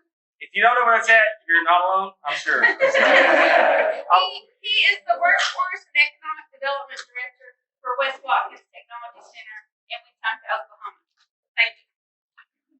So I'll tell you a little bit about who I am first and how I got here. I got a chance to meet with a lot of folks already, and yes, I am from Calvin. It's a little Class B town, little Class B school. I'd say probably 400 or less, right, Amy, in the township. But I work about 15 minutes north of there in Wetumpka. So, and I do workforce and economic development. I don't even know how I really got to that role at West Watkins just yet. I got a degree in biology from East Central University and was a local guy and on the volunteer fire department. And so what a lot of West Watkins, what we do, a lot of people see the daytime programs. They know about the what we call the full-time programs, the ones that serve high school and adult students. But what a lot of people don't know is that there is a whole other arm of career technology education that deals with business and industry training, safety training, firefighter training, customized industry training. And then there's even another arm that has what we call small business or client-based services. So if you're a small startup company and you're trying to get off the ground, Career Tech has something that can help you with that. So we're a department of two at West Watkins Technology Center. My counterpart was here this morning. His name's Bert. He was sitting right here, and he had another meeting to go to. So we're very dynamic. That's a fancy way of saying that we drink from the fire hydrant. We have a lot of stuff going on, a lot of plates in the air all the time, but it's a lot of fun. I get to meet and interact with a lot of wonderful people like Jared and Madeline, and we've been on a couple of economic development planning committees together. And I'll tell you, coming from the classroom in Career Tech, I taught biomedical science for 8 years, and your focus in the classroom is right here. It's right here. I mean, we get to talk to a couple companies, but then my focus was on my students. And when I stepped into the workforce arm of Career Tech, my view went like this, because there's so much more going on in our communities and the interactions that are taking place with people like Andy and what's going on at Okima. And so being able to be a part of that has been really, really fantastic. And I love what I do. And if you don't leave here with anything else from me, I wanted to get two things across to you, is that if Career Tech is not at your table, wherever you're at, and you want to involve them, contact me. There's 29 Career Techs across the state. We work extremely well together. We do a variety of client-based services and trainings. And if you don't know someone and you need someone, call me. I'll give you a card here in a minute. I can put you in touch with the right person in your area. We do have districts that we try to stay in. But the beautiful thing about the Career Tech system, if you're not familiar with it, is that I can pick the phone up and call my counterpart at Green Country. Let's just talk to Tanner about this. And hey, I'll say, I've got a company in my district that needs this kind of training. I don't have anybody that does that. Can you help me? They'll send someone over. They don't mind. We don't mind. We do the same thing. So with that being said, if you don't leave here with anything else, is my contact information and the fact that if you don't have Career Tech at your table, you need to involve them. So just to talk to you a little bit about my Career Tech and what we do. I wanted to speak a lot about partnerships. I know a lot of that's already been said before I got up here, and there are some wonderful partners in this room. And so just a few of those come out of, we host a municipal CEO meeting. We try to do it quarterly, and all of our town mayors, city managers, trustees, or whoever they want to send get to come and meet at our tech center, and we have speakers come, and it's a great time for our city leaders to talk and have good organic conversation about what they need, what their needs are. And so we've developed a lot of things. A lot of things have come out of that meeting. We do some legislative updates. We invite some legislators to talk about what's going on at the Capitol and different programs that are out there. Through that, I know Clearview is here, and Bert has been working exclusively with them lately about doing some strategic planning to do some projects with them, and he's very good at that. So we involve ourselves actively in all our chamber groups. So we serve all the way up to all the way over to Holdenville, Okima, Willeka, the little town of Mason. Everybody knows where Mason's at? About like Calvin, yeah. we leak a little community of Moss down there. So we have a lot of really rural towns, and we're seated in Wetumpka. So we involve ourselves in at least 4 chambers that I can think of off the top of my head. Another partnership that we have really relied on is our tribal partner. Muskogee Creek Nation has been fabulous. We work with them on job placement. We work with the tribes on child care. We provide a lot of bus driver training and child care training with them.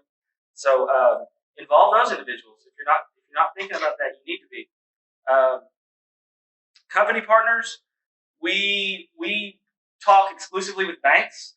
So last month we partnered with Oklahoma SBDC. If y'all know SBDC, and we had this speaker come to our municipal CEO meeting just recently.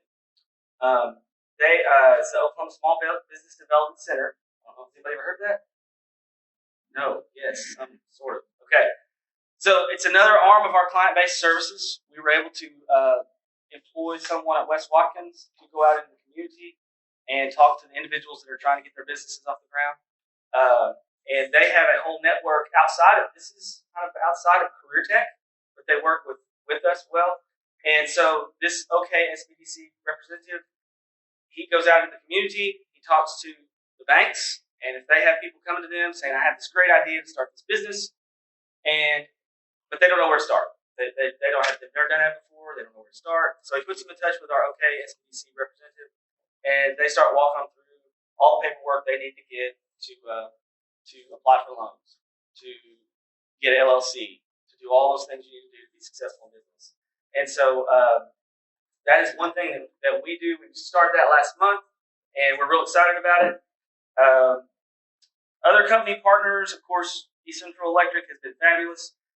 We actually, and I don't know, Lila, if I'm jumping the gun here, but we got off the ground, or are getting off the ground in November 28th. We are hosting our first digital fiber splicing training on our campus to help get broadband to those rural areas. That was a need that was stated, it's probably been a year and a half now, and the wheels turn a little slower than we always like, but we were able to turn around and establish that. And Lila was crucial in bringing some players together. We partnered with OSU IT, and they helped us get an instructor, helped us secure some equipment. We're providing the site, and we're promoting it, trying to get people in it. And the thing I love about the partnership that we have with East Central is that they're involving others. We're trying to get as many people trained as we can, and it's good for our community. Those are good jobs for people in our community. It's also good for our companies. We're trying to get them broadband faster. If COVID taught us anything in rural Oklahoma is we don't have enough. We need more connectivity. And so we were happy to partner with them. And you're as small as West Watkins is one of the smallest career techs in the state. So we have to partner. We currently partner with Central Tech. You guys heard of Central Tech? They're up in Drumright. We partner with them to bring truck driver training to our school so that our companies can send their people to West Watkins and not have to have them go overnight or long distances. So we offer truck driver training. I was telling Sarah a while ago, one of the big wins for us is when I can stand up there and say, since December, we graduated 12 people from the truck driver training program with their CDL that probably make more than I do. And then training is 28 days long. That's how long it is. It's quick. So high quality. They have good jobs available, good jobs waiting on them, and it's desperately needed. Desperately needed. So if you know anyone that's interested in that, I can put you in touch with people in your area that do the same thing. We work with our companies. The Tyson in our area, we have a feed mill in our area at Holdenville. They expressed the need for those truck drivers. We have another company in Okemah that expressed the need for truck drivers, and so that triggered us to act. We actually built a 4.5 acre truck driver training pad on our site so that those companies can send them to us. So we don't have a large manufacturing footprint in our area. So we have about 4 companies in our area that do manufacturing. However, if you get up into this area, closer to Tulsa, Oklahoma City, you'll find career techs in your area that do a lot of CNC, that do a lot of machining, manufacturing. They do customized industry training for that. So if that's a need you have, or if you have businesses that want to come to your area that need that, we can help get you in touch with that. So a lot of people don't realize what career techs do as far as in the evenings with the adult training, the short term, what we call short term training, which is anything less than 600 hours. So, we have a lot of educational partnerships. We partner with OSU IT, like I said before. We partner with Southeastern. We partner in Southeastern. Our connection with them is the SBDC. That's where the OK SBDC office is. It's at Southeastern. And then additionally, just being plugged into the Career Tech Network. If you need something, in your area and we don't have it, we'll find someone maybe at Enid that does. So we'll get them out to you. And then last but not least, I talk a little bit about the emergency and fire side of it. I'm on the volunteer fire department in my hometown because I don't have enough to do. So I decided to find something else to do. So we offer volunteer firefighter training, and all career techs do, as far as I know. So there are certain monies out there. If you don't know, if you're not aware of this, if you're a city municipality, as long as it's a volunteer firefighter program, or if you have volunteer firefighters, you can take advantage of those volunteer firefighter initiative funds. So if you need someone to talk to about that, so basically we do free firefighter training for volunteers. That's what it amounts to. We get annual funds. Now when those funds are gone, we gotta wait till the next FY. But if you don't know that, if you didn't know that, and you want to hear more about that, please reach out to me. We do EMT training.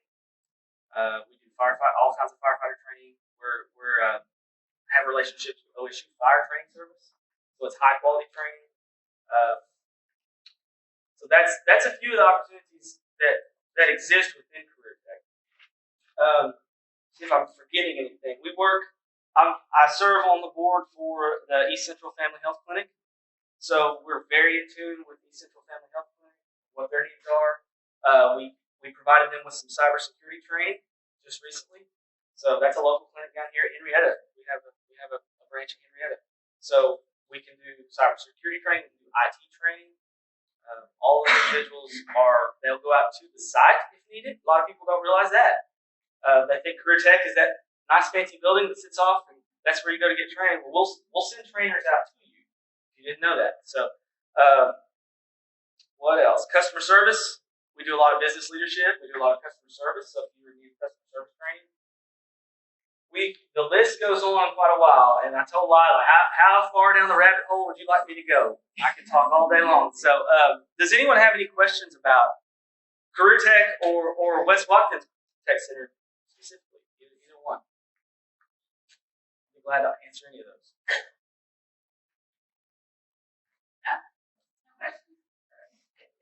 I talk really. Somebody said they talk really fast. I talk really fast. Okay. So if I jabber on, if you didn't understand something, let me know. I'll make sure I get cards to folks here in just a second. If you need them. No questions? Okay. Thanks, Miles. Thank y'all. Now, Sarah here, she works for Oklahoma Department of Transportation. Before I introduce her, I just want to say that one time I was at Okuma Chamber of Commerce meeting, and they had their Ron Brown, their district director, right? And he kind of spoke a little bit about Department of Transportation and things that he needed to know from communities before they started their project, not afterwards. And he kind of explained how the funding gets approved and just the channel, the process that you have to go through. And so Chris Wallace can't be here today, and this is Sarah Downer. Yes. And she is the pre-construction manager for our district, District 1, which is the service area that East Central is in. And she's here today from Oklahoma Department of Transportation. Thanks. So as Lila said, Chris can be here today, but I am the Oklahoma City liaison that works directly with District 1 and then communities and the tribal nations, the COGS, everybody. So Chris asked me to come in to kind of talk about District 1 specifically, and then ODOT. ODOT right now is going through a lot of changes to be more progressive, to be able to take opportunities, funding opportunities, and be able to use that money, work more collaboratively, more one-on-one with cities and get you guys what you want and be kind of proactive instead of reactive. So, as part of that, basically we have our district offices. So District 1 is office out of Muskogee. And we've got our construction engineer as well as our District 1 engineer and then our bridge inspectors and maintenance engineer and things like that. And then I work directly with them to ultimately program projects, initiate them, scope them, do public meetings with the community, and design them, and begin to get that lit and get it out to ultimately the construction group. So, as part of basically ODOT's forward-facing being more collaborative, they've developed a website which so a lot of where you can actually see all of our projects. And it's like, this is the whole state. But basically, you can go to any area, you can see what we have going on, and can give you a general description and kind of tell you what phase of the project that we're at, like planning, environmental design, going to give you a rough cost, who to contact, and what type of work we have going on. So this is all based off of the 8-year work plan, which I don't think many people know. That's what we work off of. So each district has a finite budget, and we use input from communities, inspections, like bridge quality, roadway quality, safety, accident history, and we're constantly looking at that, and we're constantly adding jobs based on the need for that area. So I don't think many people realize that we have an 8-year work plan, and these construction engineers typically have just as many jobs waiting in the queue to actually be added to the work plan. So all I can say is, which is what everyone's saying, is we need to be working together. We need to hear like your concerns, what's going on. We're looking at community growth, development, how can we better serve you, just things like that. And we're constantly trying to do public meetings, get out there, be active. These guys are my bosses. They were out talking to them and like doing all that. So that's how we work from that standpoint. We're looking to have another dashboard that's going to give you even more details, so you can really dive into our projects and just get incorporated with us. And then I guess first want me to touch on a few of the projects we have going on in this area specifically. US 75, we've got several pavement and reconstructive, concrete reconstructive projects going on. That's an important corridor for Oklahoma in general. We've got the 56, we're going to do a resurface and an ADA project there. We've got the US 75 over 16 bridges that we are they're going to go into construction soon. We're working with BNSF on 75A, doing some work there. The list goes on and on. But we're open and available. You can call us anytime. We'll tell you about projects, where we're at, what we're considering, and all that. So I can give Lila my information, and you guys are more than and you guys can ask me any questions. I can go in so many directions. I don't know, like ODOT's kind of it's a big animal. Any questions for Sarah? I'm just going to say this, is that I can't believe there's no questions for Sarah. Because I know some of you are wanting your sidewalks redone. You're wanting things asphalted. You've got bridge questions about certain bridges, right? Or there's an intersection that you're concerned about, that you're thinking or you want new signs for your streets or your towns. You can't do any of that without getting through this way, right? Right? You can't even put up a new sign, street sign. You guys are like, You can't do it. usually I gotta feel all nervous because we're usually telling me and people are like attacking. Can you help with 10 more bridges that have washed out? We don't have I personally on a specific program with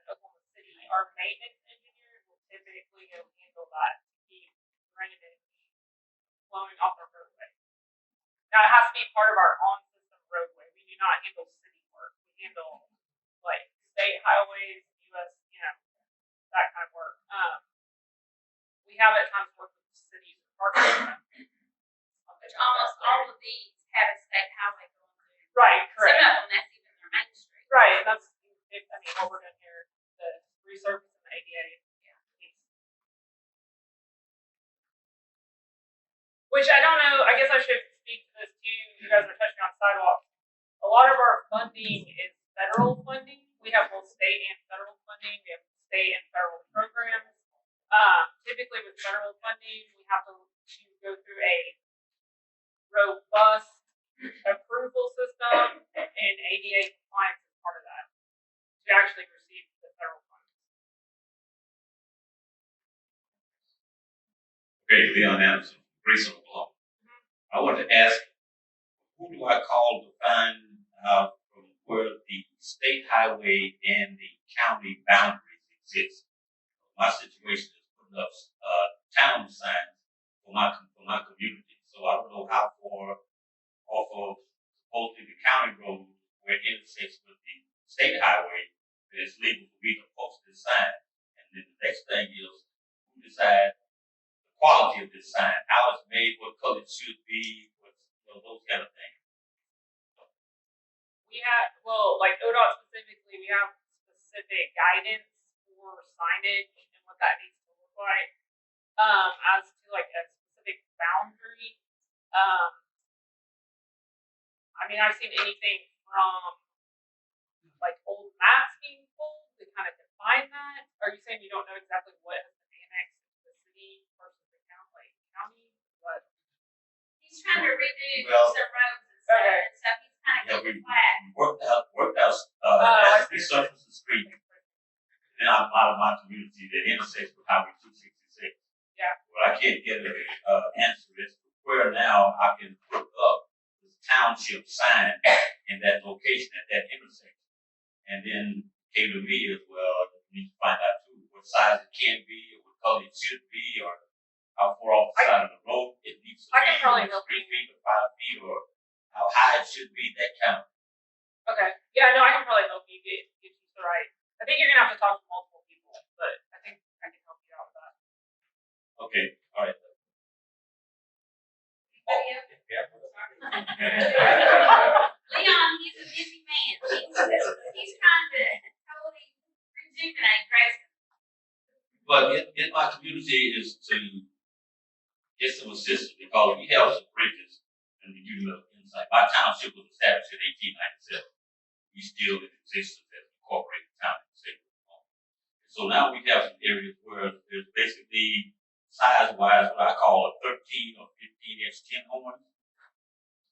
Now there's so much drainage coming from the north, from us, above us, until that tin horn, that bridge area won't handle that. I can't get an answer from my county commissioner. I don't know who else you're tied to the county commissioner, but I talk at the county commission meeting also. So anyway, how do I get some work done to redo that bridge to make it larger, to accommodate the floodwater or the drainage flow that's in that area? It sounds like it's a county issue, which, like, so the county commissioner, that typically is handled through the local government process. But again, if you want me to follow up on all your questions, I can do that and try to get you to the right people. Yeah. We'll take you up on that. But typically, from our standpoint, if we're looking at a state highway or something like an on-system road, we'll typically do hydraulics and resize those structures when we either resurface the road or actually are doing a full reconstruction or something like that. We'll look at resizing the structures at that time. Thank you. Nobody else? No questions. Henrietta? Nothing? Okay. I want to make a comment. Everybody looks at me funny when I say that. Even more, he looks at me, oh no. So, as you know, she's with the pre-construction side, but there's also other divisions, and there is a multimodal division, and had a meeting with Doug and Jared down that division. There is a electric vehicle transportation plan coming across Oklahoma. And why that's important to communities is the meeting I was in was discussing the pre-construction of this and how these communities, to receive the federal money, ODOT has to have EV chargers every 50 miles down these corridors. What better place to have these chargers than in your retail, your downtown areas where people park their cars? They are shopping in your stores while they're waiting for their car to charge. So a lot of these communities are I-40 kind of corridor communities. You might keep that in your mind and say, hey, we should have EV chargers in our downtown area if the state's going to help pay for them. Now you're going to have some partnerships and things like that. But if you want to have that conversation, I can get you in contact with people about how do we. That's kind of thinking outside the box. I don't get people in our downtown areas. Those are some things that I would love to help you with. Mention that point. You're 100% touching on the fact that the new ODOT wants to be progressive, which means we want to be moving utilities, we want to be acquiring right away, we want to be having communication, because it is such a setback to everyone. We already have a job plan, and we can't make adjustments, and we haven't done, the right planning up front, or talk to the right people. Thanks, Jared. Okay, we have a question from Ron Richmond at Henrietta. Okay, well, what we've got going on, we got to start off in Oklahoma. Okay? Oklahoma downtown, when you go east and west downtown, they have strung lights, the decorative lights across the street, back and forth, up and down. And there's a lot of enthusiasm about that in Henrietta, about doing exactly the same thing, stringing lights across the street, light up our downtown that is more decorative and more appealing than just streetlights, the river lights. Okay. Yeah. And so the question is, how do we go about that? Who do we have to contact? What are the requirements? What is it? And probably the biggest issue we got with that is that when you go through downtown Milwaukee, there's a 2-lane street for parking on each side. In Henrietta, Main Street is a 4-lane street for parking on each side. And I guess you got to consider height. You got to consider all kinds of things. We'd like to know what it would take to accomplish a project like that in Henrietta. So I think what you're talking about is an enhancement project, which I don't typically handle those, but what we do is we coordinate with those typically when we do the sidewalk or a resurface through the town. We do have I can get you in contact with a coordinator that can help you with the enhancement project. Which I've seen anything from lighting to like hanging baskets to like a center concrete, what am I trying to say, median with design on it, things like that. Stamped concrete, things like that. And typically, if you get ahead of it, can be incorporated when we do the resurface and some other stuff like that. So if you want me to, I can get in contact with Dr. Lewis. Yes, we do. Okay. Thank you. See, that's not in her lane, but she's willing to help. See, that's what I'm getting at. Well, I want to add one more comment. You don't even bring the mic to me. You act like I don't need it. You don't. So, again, this is outside this particular box, but a lot of people know that in ODOT, there's industrial road funds for industrial parks. Talking to Mr. Rett here a while back, he revealed to me that they also have a lake road access fund. Yeah, that's what I did. Really? So when you have, now it's my understanding, and I could be completely wrong, we can get you the right people, but it needs to connect the state highway to a lake to help bring tourism and attraction to the lake. I think there's a lot of communities in Oklahoma that can take advantage of that. So, just FYI, might think about that one. On that line, we happen to have the Indian Nation Turnpike split, Nichols Park.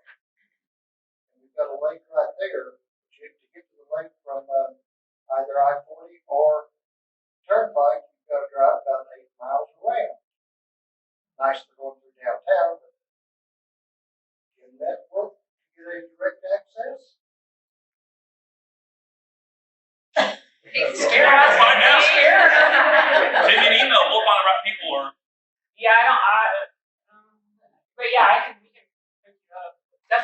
contacts from that standpoint. You will get an answer, maybe Yeah. yes or maybe no. But what you said, the definition, what you just said is correct, because I've seen it used that way, and we love it when we are talking to you early, so we can typically tie it with one of our 8-year programs, which is like, a highway coming in and tie it to that. Well, part of the problem with that is, Turnpike Authority versus ODOT. Right, and we are merging, but they are their separate animal when it comes to like decisions. I was wondering how that merger was going to affect us like that. Okay. Thank you, Sarah. Yeah.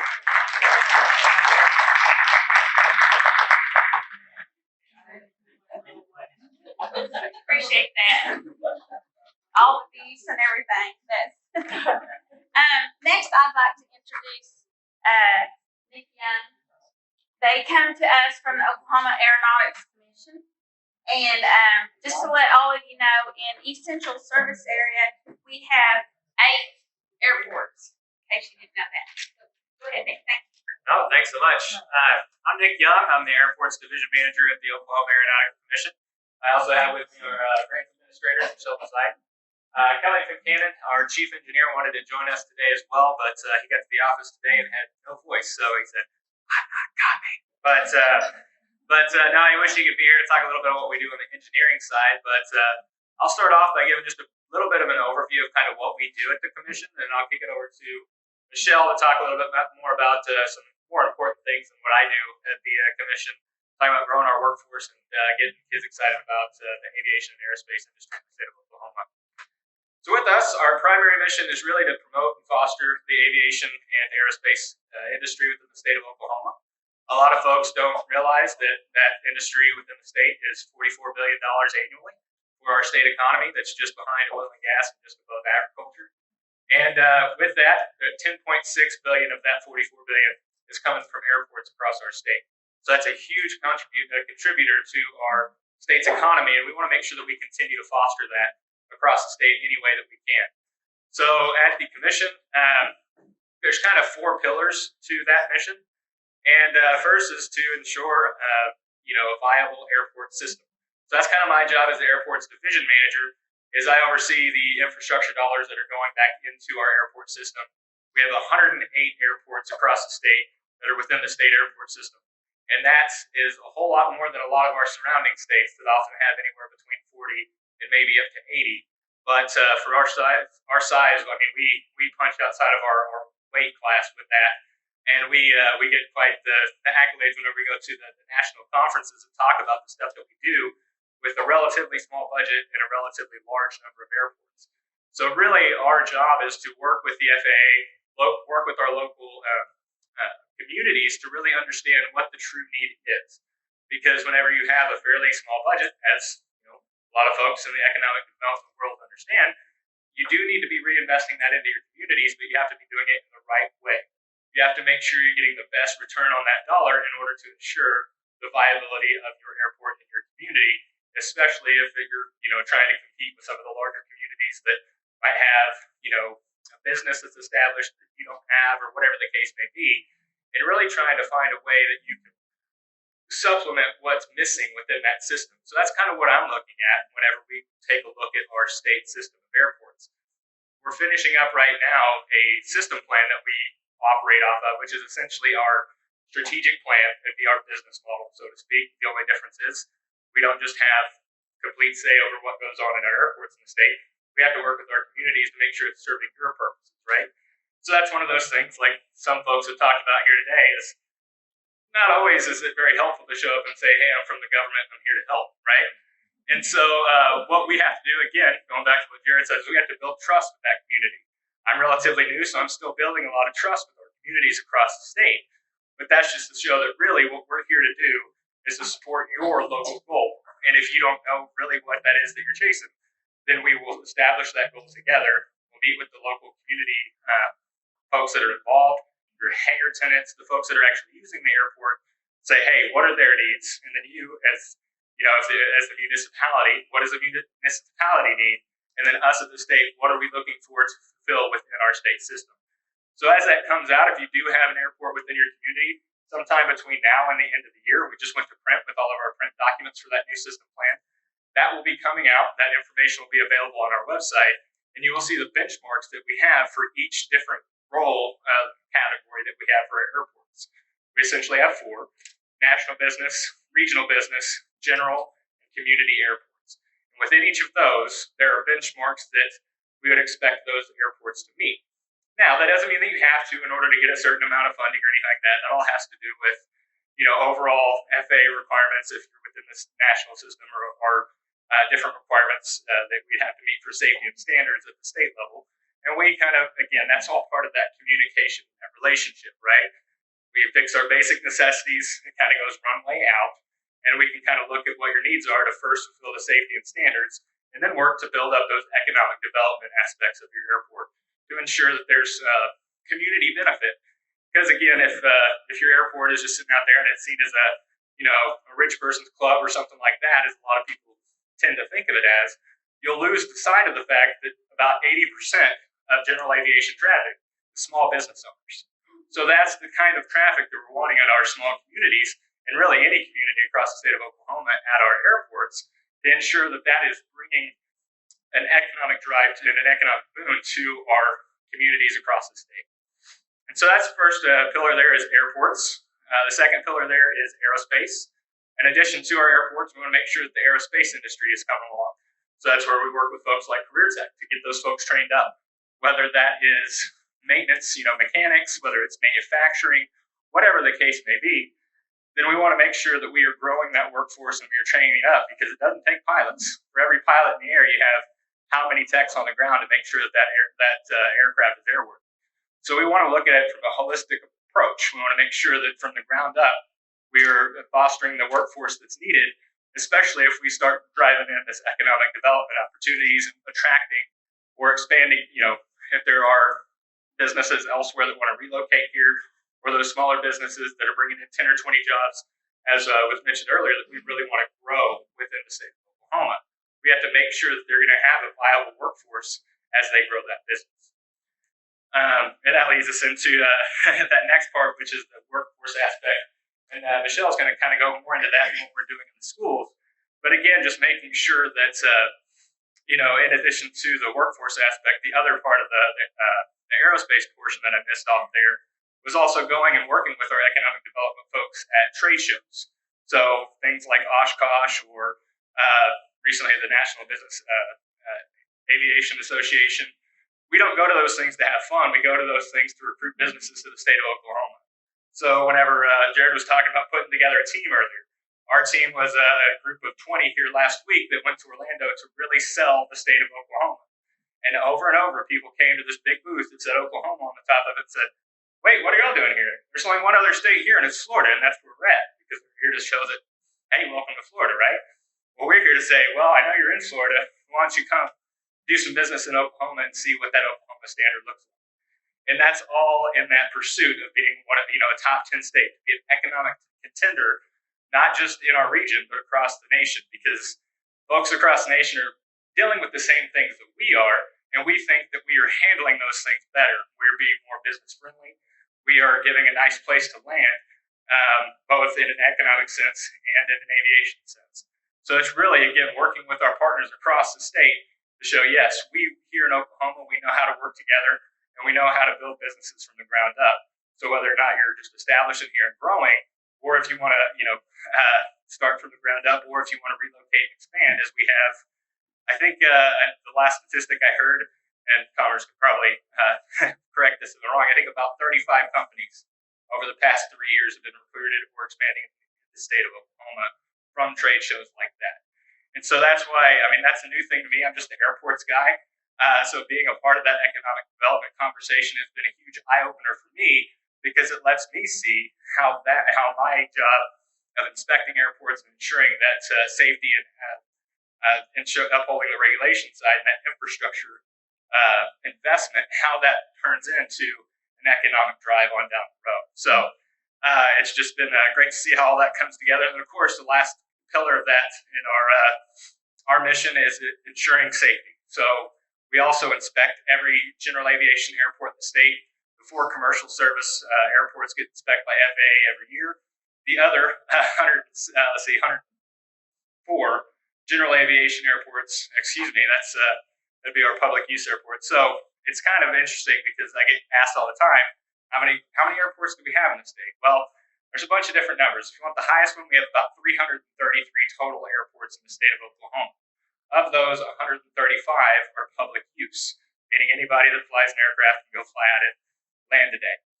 Of those 135, 108 are within the state airport system. So those are the ones that we at the commission are helping to put those infrastructure dollars into. So apologies if I stumble on my numbers, but every time I get asked that question, I have to make sure I understand what the number is that the folks on the other side of the question are looking for. So with that, so we inspect all 135 public use airports again. 4 of those every year. The rest of them we do on a 3-year basis. And then in addition to that, what my chief engineer would have went into from there would have been talking about our airport pavement management system. So in addition to our safety and standards inspections, we also go inspect for pavement condition indexes. That helps me, whenever I plan for projects, understand what the priorities are. Much like the 8-year plan that ODOT has, we have a 5-year airport construction program. So as we work down our priorities, we fill up that program, see what's going to be coming down the pike over the next 5 years, and work to ensure that whether the federal dollars or state dollars need to go into that project and the local match, right, hugely important, is all going to be ready to go whenever that project comes to pass. So we work a lot with our localities to build up and go through that 5-year airport construction program. And 2 of the big programs that we have that are huge right now, especially given the state of the economy, is the terminal building program and our hangar program. So with our terminal building program, we will partner with localities. You have to be within the state system. So you have to be one of those 108 airports that I mentioned. But you are able to apply to be on the airport construction program, and we will essentially, if you receive that grant, give you up to a $500,000 grant towards your terminal building project, and that's basically a 50-50 match proposition. So it's essentially using a $1 million initial project cost. Now again, that was established several years ago, so we all know that the terminal building that you can get for $1 million is a lot different 10 years ago than it is today. But that's still $500,000 that you wouldn't have to put toward that project if you were to go it alone. Now, with some of the inflation items that we've seen here lately, we are looking to potentially raise that bar. So if you are interested in that program and you have an airport within the state that you might start looking toward that on in the future, I will say that everything through 2028 at this point is pretty well planned out to this point, but we are looking at potentially expanding that program, potentially raising caps, those types of things, because we want to make sure that whenever we're partnering with the communities, we're offering something the communities need and will actually help you get to that destination. The other side of that is our newest program, and that's our hangar grant or loan program.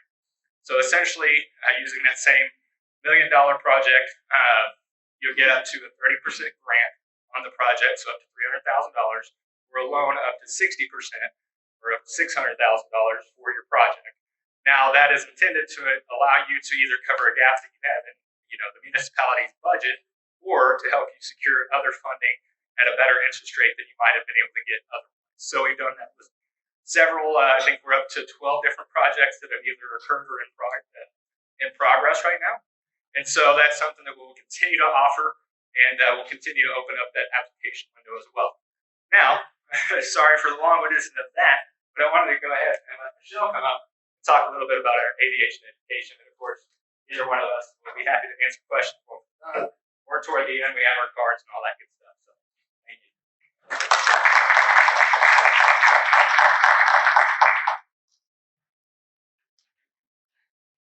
Hi, everybody. As Nick mentioned, I am the grants administrator at the Oklahoma Aeronautics Commission. So the grants on the airport piece he was just talking about, I am the person on the back end of that as well.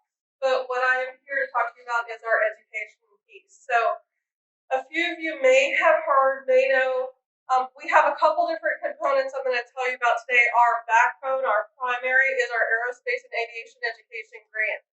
What that means is that your school, be it K through 12th grade, be it a career tech, be it a company like a 501c, anybody who is teaching an aerospace and or aviation component can apply for an educational grant from us. That doesn't mean we're going to write the program for you and tell you how to teach it. It means you have to know what you want to teach, what you want to share with your students, with your young adults, and you're looking for some help in funding. What we have, it's a yearly program. It opens up every spring. Our deadline is May 31st. That date is in statute, so that's not going to change. And then over the summer, we have a team that reviews all of our grant applications, and we award them in early August. So they run basically a school year, August to May. For example, for this last school year, this past May or August we just had, we awarded about $451,000 to 56 applicants. And so, and for us, our funding is for airports. So every dollar we put into education is a dollar we have earmarked specifically towards that, because our statute is really airport driven, but we have this educational component. So while our airport budget's a lot bigger, we've never hit 451 on education. We were really excited this year. So that allows schools the opportunity. And what we do with that, for example, if your school, say it's a kindergarten class and they want to do like a week-long rocket program or something like that, we will fund up to 90% if you're asking for $3,000 or less. If you're asking for more, we can only fund up to 50%. So, but an interesting thing about schools is that a teacher's salary can count as their match. So when you have these smaller schools, these smaller districts who don't have a lot of funding, if they're willing to allow that teacher to teach this section, this course, it doesn't have to be the whole semester, the whole year. It could just be a week-long thing. I have some schools that do a day carnival or event or something like that. As long as they've got some measurable metric that they can put down on this little completion report, and literally it's a blank paragraph, tell me what you did, tell me who you reached, what was the outcome, what did they learn, that kind of thing. It's not very complicated. Everybody's programs are different, so it gives kids an opportunity to get a little experience, get a little familiarization, because the younger you get them looking at our aerospace or our aviation education or our aviation type pathways, it's going to get them that much more driven. You don't realize that within the state of Oklahoma, more than 99% live within 30 minutes of a jet-capable airport. Now, there's a lot of opportunity, a lot of jobs that I didn't know was there before I started working here in aviation. So that's one aspect. If you're interested in it now, well, we've got some business cards up here. You can go ahead and pull up the application. It's still on our website. It's the old application for this last go-round. I'll have it updated January-ish timeframe, but it'll let you get a little familiar with it. The other thing that we're doing right now, Old Mulvey, I know from anybody who's here from Old Mulvey right now, they are one of our 5 hubs, one of our 5 centers of excellence. There is something called AOPA, Aircraft Owners and Pilots Association. They have what is literally free curriculum that they have put together for the high schools. And they have offered that at no cost, so that way teachers can go into the schools, they can teach this curriculum, the students can take it. Initially it was as an elective. Well, we did something we've been working on for several years. We actually managed to get it counted towards core credit. That just happened this last month. And so if a student takes either year 1 or year 2 AOPA curriculum, it actually counts towards their requirement for Oklahoma Promise, for graduating high school, and it gets them on a pathway, a direction to a job rather than just, a generic type elective situation.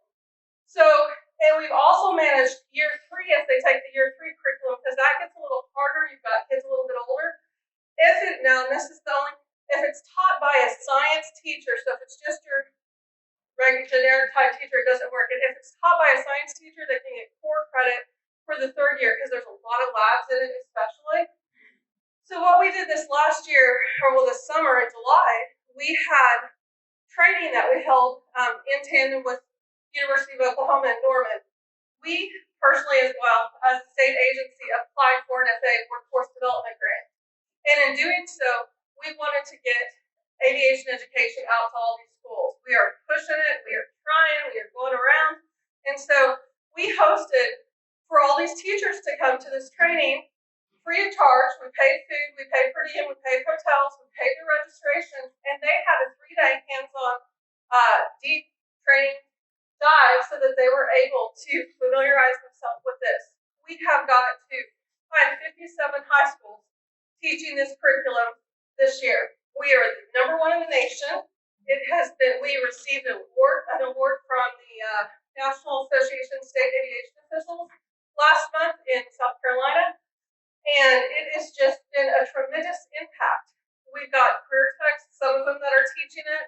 I've got Tulsa Tech teaching year 2. I mean, and so it's just been tremendous in propelling them. When they get to year 3, they can either choose a pilot pathway or a UAS pathway. So I've got some schools that are just driven on the drones right now because it's new, it's neat, and they can get that niche. And so, and then within our workforce development grant, like I said, we picked 5 hubs, 5 regions, and they're serving as our reference or our center point to all the schools in their community. Old Milwaukee's 1. I've got Mustang, Pryor, Ada, and McAllister. So they are, in fact, Old Milwaukee next Wednesday. I was talking to Scott Bevan, the teacher, on the way here this morning, and he's hosting next Wednesday for their event to have kids come out and get hands-on, and you have them see and that sort of thing. So with regards to the AOPA curriculum, we are a resource.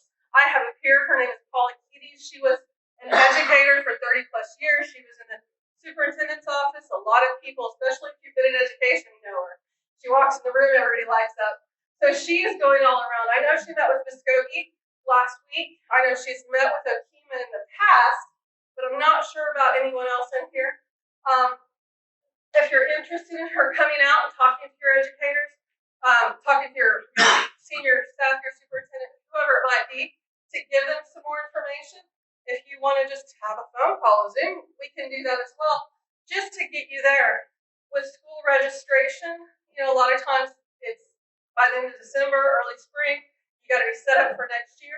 What we're working on right now is letting the schools know this opportunity for this curriculum, so that way you can get it in, possibly in your pathway to offer next August.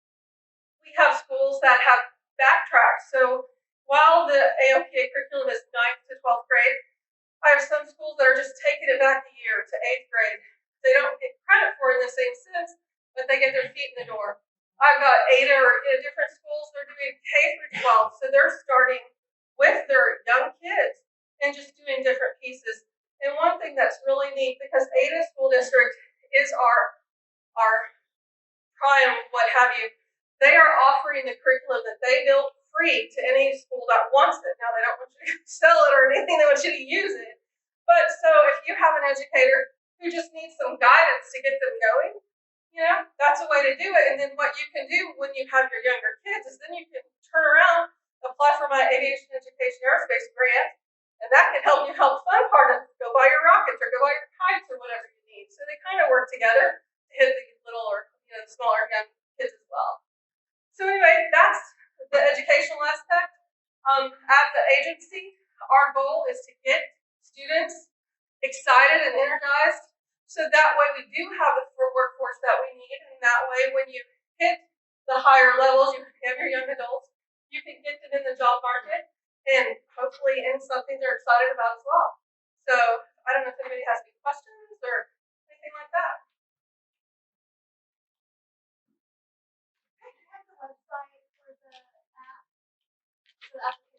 OAC.ok.gov is going to take you to our website, and at the top there's going to be little drop downs, and there's one that's going to say aerospace education, and just go there. And you can also grab one of my business cards up here, and I can and something else you might want to do is Sandra Shelton, that is in our office. She does a lot of things, but she does our public information stuff. She puts something out called Flight Bites. Generally, it's every week. When we're really busy, it may be every few weeks. But when we do things like that, when the new application is updated, she's going to have it right on the top for me. And this is just like I don't want to call it spam. It's an email with all kinds of information that's going on. If you ever unsubscribe though, she can't subscribe you back. So keep that in mind. So, and something else for anyone who's from the educational aspect, there's also an art contest that is offered through NUSEO. And we as the state agency, all the entries have to be submitted to us. We put together a calendar. Well, in the past, we have this next year. We're not. People are just kind of switching away from it. But we give out prize money. We've done this last spring. Our awards was done at the Stafford Air and Space Museum, and the kids got to tour there for free. And so we do different things like that. I've had previous years where we did it at the Capitol, and then we got to take them through to the Speaker's Chamber, different things. So that's also in the educational dropdown on the website. And we're currently accepting those art entries. And it could be either a student at home who just mails it in with their parent, or it can be done through the school itself. That doesn't matter. So. That's awesome. Thank you, Michelle.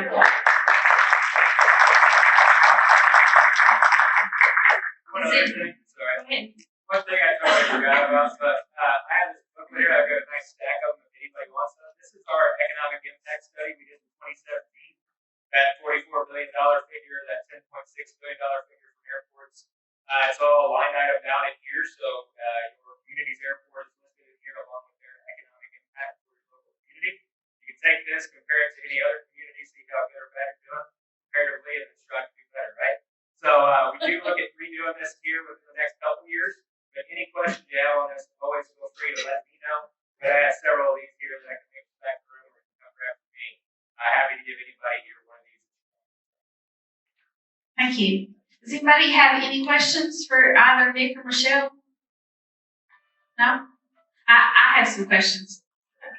So those communities that have an airport that maybe is not utilized much, but maybe there's members of the community that want to dissolve it, do away with it, and the other part of the community wants to revitalize it, use it.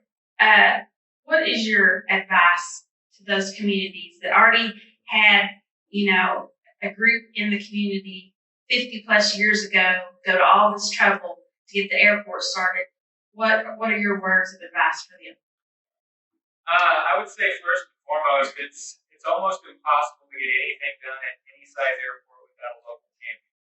And so for those that are small enough to where they're not getting state or federal funds, they might even be a part of the state system, but in order to be classified in the national system, I don't want to get too much into the details because everybody falls asleep after lunch. But essentially there's different things, and in order to get into the money, you basically have to have 10-based aircraft, what the FAA's kind of bottom line is. And so the hardest thing around here is getting enough hangar storage so that you can get 10-based aircraft at your airport. Here unless you have that local champion or that local group of folks that are really wanting to go in together and just kind of find a good game plan to attract business or attract land leases, that's one of the ways that folks get things built on the airport without a large upfront cost. Give a land lease that, depending on the size of the airport, 15 to 25 cents a square foot per year. On a land lease, they come in, they build their own facility, store their aircraft, that kind of thing. Typically, it's over a period of 20 to 40 years. Can't be more than 50 to just stay where they allow to take grant dollars. But so there's some caveats in there. But at the end of the day, if you've got some local folks that, one or two people, I've seen it literally be one person at an airport that is driving change. And so I can think of one in southern Oklahoma where it's he's basically a volunteer airport manager. He's out looking for scrap metal to build lean-tos to put hangars under in order to get his 10-based aircraft number. And people look at him like he's crazy, but he's making progress.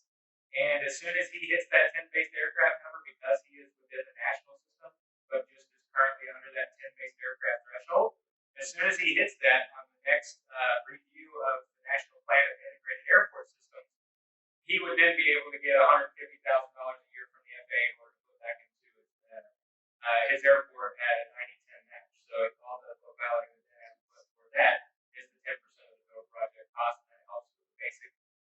Pavement management, if you've already got pavement needs met, then you can then move on to more vertical infrastructure.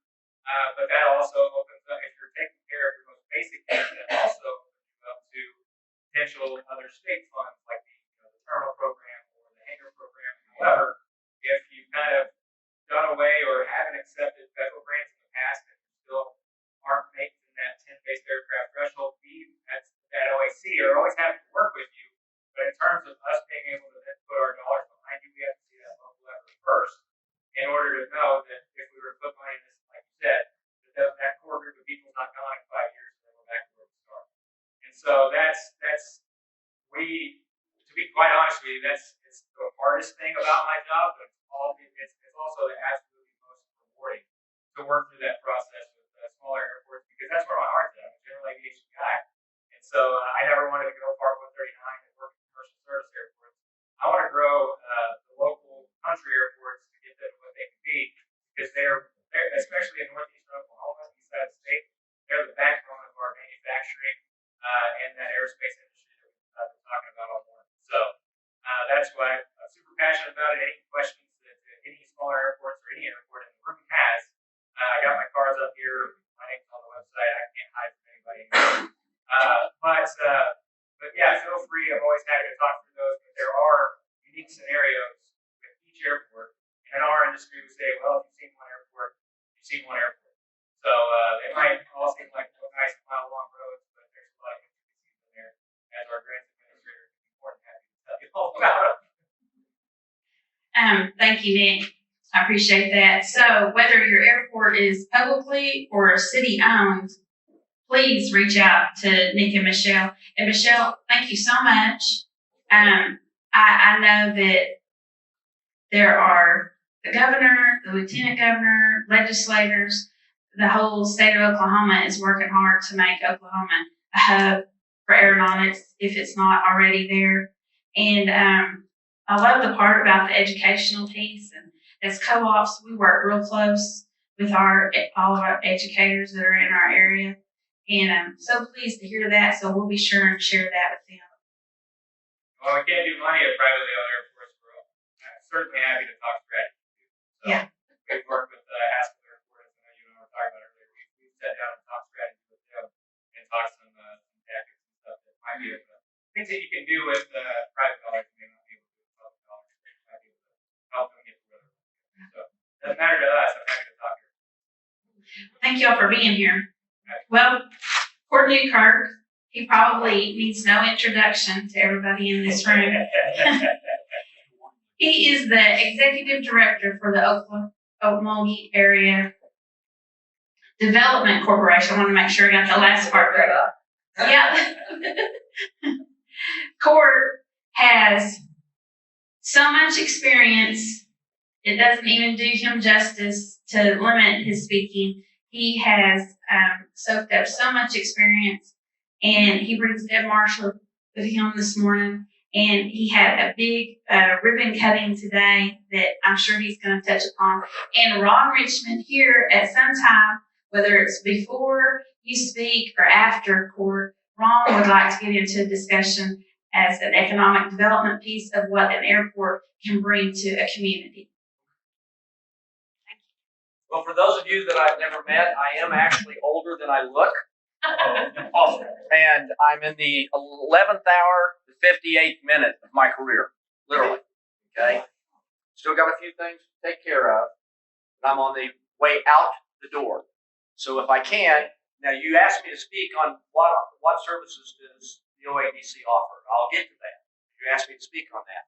But I'm going to end with 2 or 3 very, hopefully, focused points about rural economic development because we can compete with the big city. We're doing it right now, okay? And I'll tell you the key to getting to that point. First, what services do we offer out of the Okmulgee Area Development Corporation? And the answer is yes. You call our phone and you ask a question, we're going to reply to that question, and we're going to find you a subject. If we don't know, we're going to find you a subject matter expert locally that can get that question answered. And I kind of stumbled onto this idea of local subject matter experts very early in my career when I was at a manufacturers council back in 1991, 92, someplace along in there. And we're having the manufacturers council. We're all eating lunch, just shooting the breeze. And there was this guy there that at that time I thought, man, that dude looks old. You know, I hope he doesn't cardiac out right out here in the meeting. I mean, he was that old. He really. And I said, well, sir, what are you interested in the manufacturers council, economic development? He says, well, I'm an engineer by trade. I said, well, that's cool. I love engineers because I like working with people who are smarter than me, and that's a very wide open subject there. But anyway, so I said, what kind of engineer? Mechanical engineer. And I said, really, what kind of projects do you work on? Bridges, streets, whatever? He says, no, I worked at NASA, and I'm the guy. Now, some of you in the room are going to be old enough to remember this. Remember they watched the rockets take off at Cape Kennedy? There were these big hooks on the side that held the rocket down. They got up to boost, and then those clamshells would open up, and then the rocket could take off. He designed those. And it dawned on me, you never know who you're sitting next to. You never know what person 1 aisle over or what person's going to walk in your front door that has subject matter expertise that you don't need to know, but you need to know where to go find them. So when it comes to rural economic development, now I've worked in the big city where we had a labor expert, where we had an economist that could run all sorts of fancy software programs, Remy and what's the ones that we're Implan that we're using now at the state of Oklahoma, et cetera. And I worked in those offices where you had that expertise, so to speak, in-house. When you're doing rural, you don't have to know it all. You have to know where to go to get someone who does know it all. And you'll be surprised, in this small town here, let's talk about aviation. Does anybody in here, besides these two over here, know what an STC is? That's when you modify an aircraft that has already been licensed by the FAA. And if you make any modification to an existing licensed aircraft, you have to have an STC. And I can't remember what that stands for. Yeah, I can't either. Yeah, anyway, it's a license to modify an aircraft that's already been type certificated by the FAA. Supplemental type certificate. Huh? Supplemental type certificate. There you go. Remember what he just said. So the point I'm going to make here is in Okmulgee, Oklahoma, and we have a small airport, very nice one. We've got almost a mile, and we have every kind of electronic guidance landing system that they've invented so far is all out there, and it's really neat.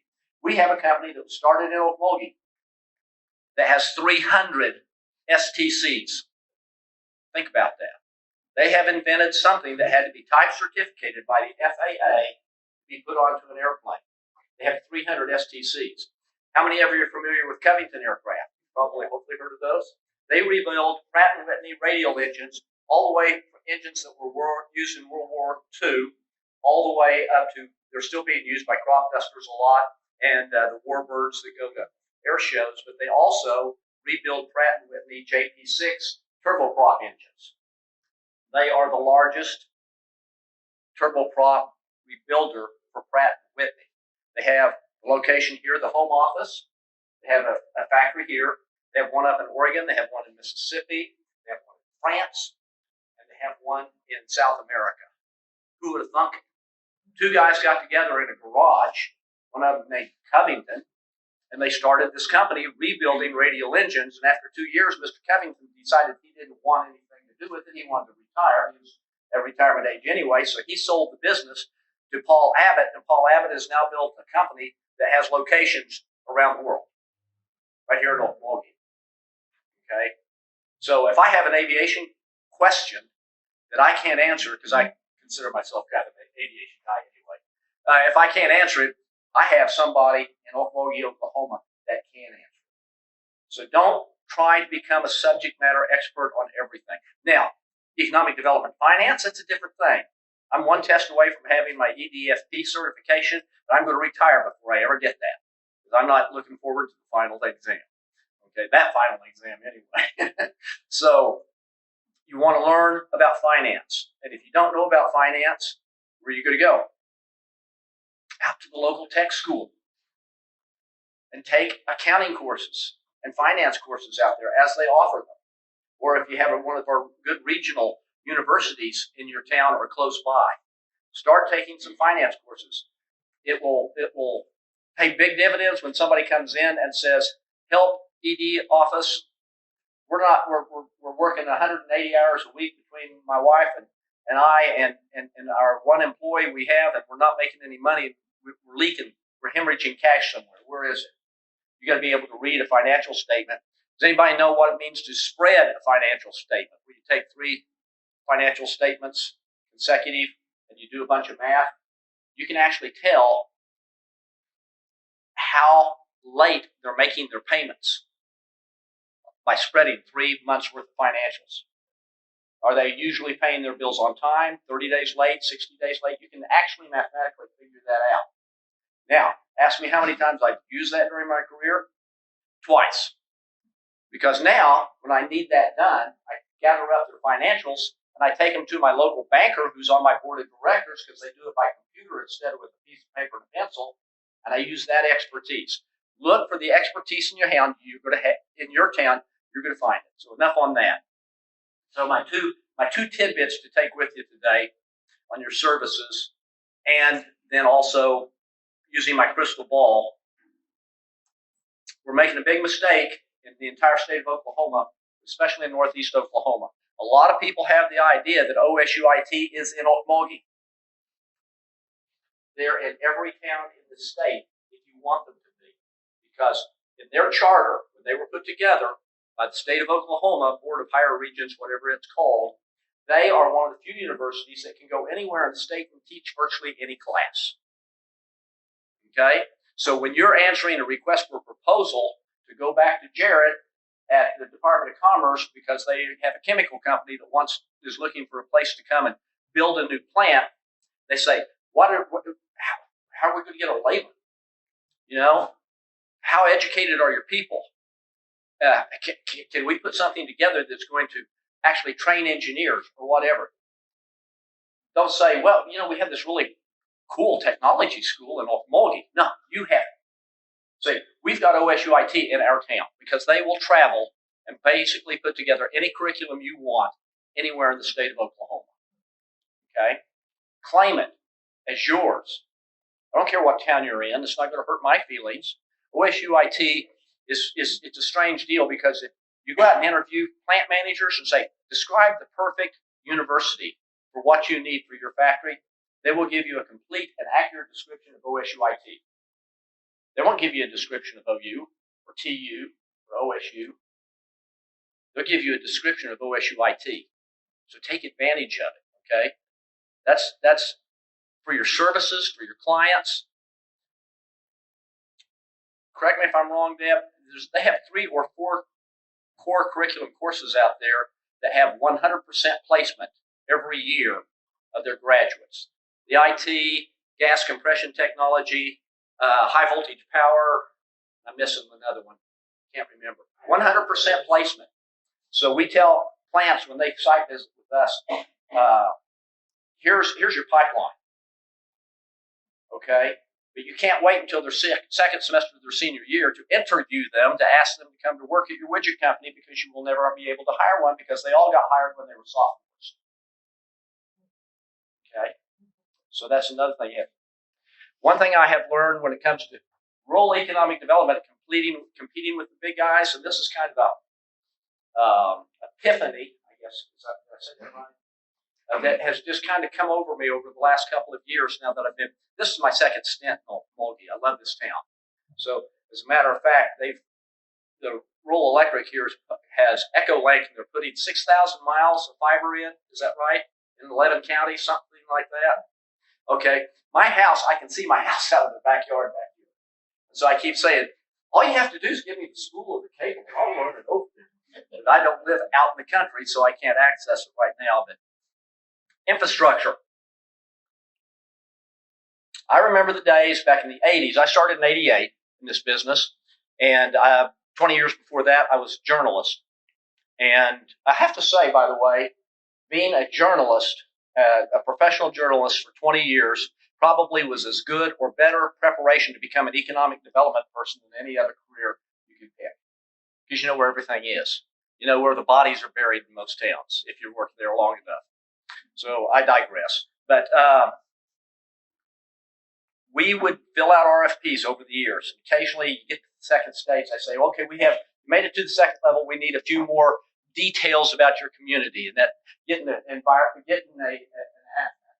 response back from the company that says, or the site selection consultant, we want more information on Okmulgee. Yes. That's like a victory right there. You haven't hired a single person, but I'm on the right track, right? Then you get to the point, maybe a second or third inquiry, and you get to the site visit. And Oklahoma doesn't show real well. But it's not what you're thinking. You're thinking, well, we got to run down side of town, and to get from the Tulsa airport out to our industrial park, we have to drive by a bunch of farms that aren't very pretty and blah, blah, blah. That's not the problem. It's when you stand out in the middle of that pasture and you say, tell us how big of a water line you need, and we'll build it for you. No. Those days are long, long, long gone. Deb and I have had more site visits in the last 18 months than I had in the previous 30 years. We had 1 week where we had 3 site visits in 1 week, and we've had at least, who knows? We lost count. That's not bragging. It's just we're literally that busy. And you're saying, well, how come we haven't had any announcements out of Okmulgee? Well, I can tell you why we're not ready. The state of Oklahoma's biggest problem, besides housing, we'll talk about that maybe later, the biggest problem we have in the state of Oklahoma is we have a whole bunch of towns that have acquired a 40-acre tract or a 500-acre tract or whatever, and they stick a sign in the ground that says available for industrial development. You're not ready. And when I first got the job, my first job in '88, most of the land in that town had a water line and a sewer line, but it stopped right there at the front gate. Well, I don't know if you've priced how much it cost to put a 6-inch line 1,800 feet back into your industrial park, or to build a street that is going to handle the traffic of over-the-road trucks, etc. It's expensive, real expensive. And so Deb and I started preaching to our board of directors that we're never going to close, not never, that's not a good way to phrase that. It's doubtful we're going to close on some of the projects we're working on. We're working on some really nice projects where we've made the second, third cut. We've had site visits, and we're still in the running on these. It'll be lucky if we get any of them, because we can't build the infrastructure they need fast enough. And so our board of directors, either in a moment of weakness or if they recognize my expertise and my genius, they let me apply for an EDA grant. And the first thing I did, and these are some of these tidbits put in your hip pocket, we did not hire the local engineering office to do the preliminary engineering report that is required for an EDA grant. We went out and we started asking around and reading, doing some research. The first thing we asked for in our RFQ, because you don't use an RFP, you use a request for qualifications with engineers. They don't give you quotes and prices at that level. So at our RFQ was demonstrratable experience at doing the engineering that ends up becoming an awarded grant. We want to know how many grants you've been the engineer on that actually got funded by the state or the federal government. That eliminates a lot of engineering companies real quick. Okay. We also wanted to know what level of engineering, what size, the capacity. Now, you'd say, well, a pipe in the ground in a 40-acre industrial park is the same pipe in the ground in a 700-acre industrial park. Yes and no. But you still want to know their experience. How many of these things have been put on the ground and are actually an operational industrial park with all the amenities, all the whistles and bells, the streets, the sewer lines, the water lines, the storm water system. And then we started doing some research on how much does it cost so much per foot to put this kind of line in, just trying to get an idea to let our board of directors know, funding-wise, what we're up against. And we came up with $5.7 million. Was that our early? $5.7, $8, $9 million. In a town of 12,000 people, that might as well have been $1 billion. Let's be very realistic about it. And so then we put out an RFQ. We selected an engineer, and our board of directors let me sign a check for, if I remember right, $42,000 just for engineering, and there was no guarantee we were going to get the grant. We went to Las Vegas, and we went all in. Well, then you come to find out when you get the preliminary grant award, you have to sign a contract with the federal government that you have all of your match money in cash. Okay?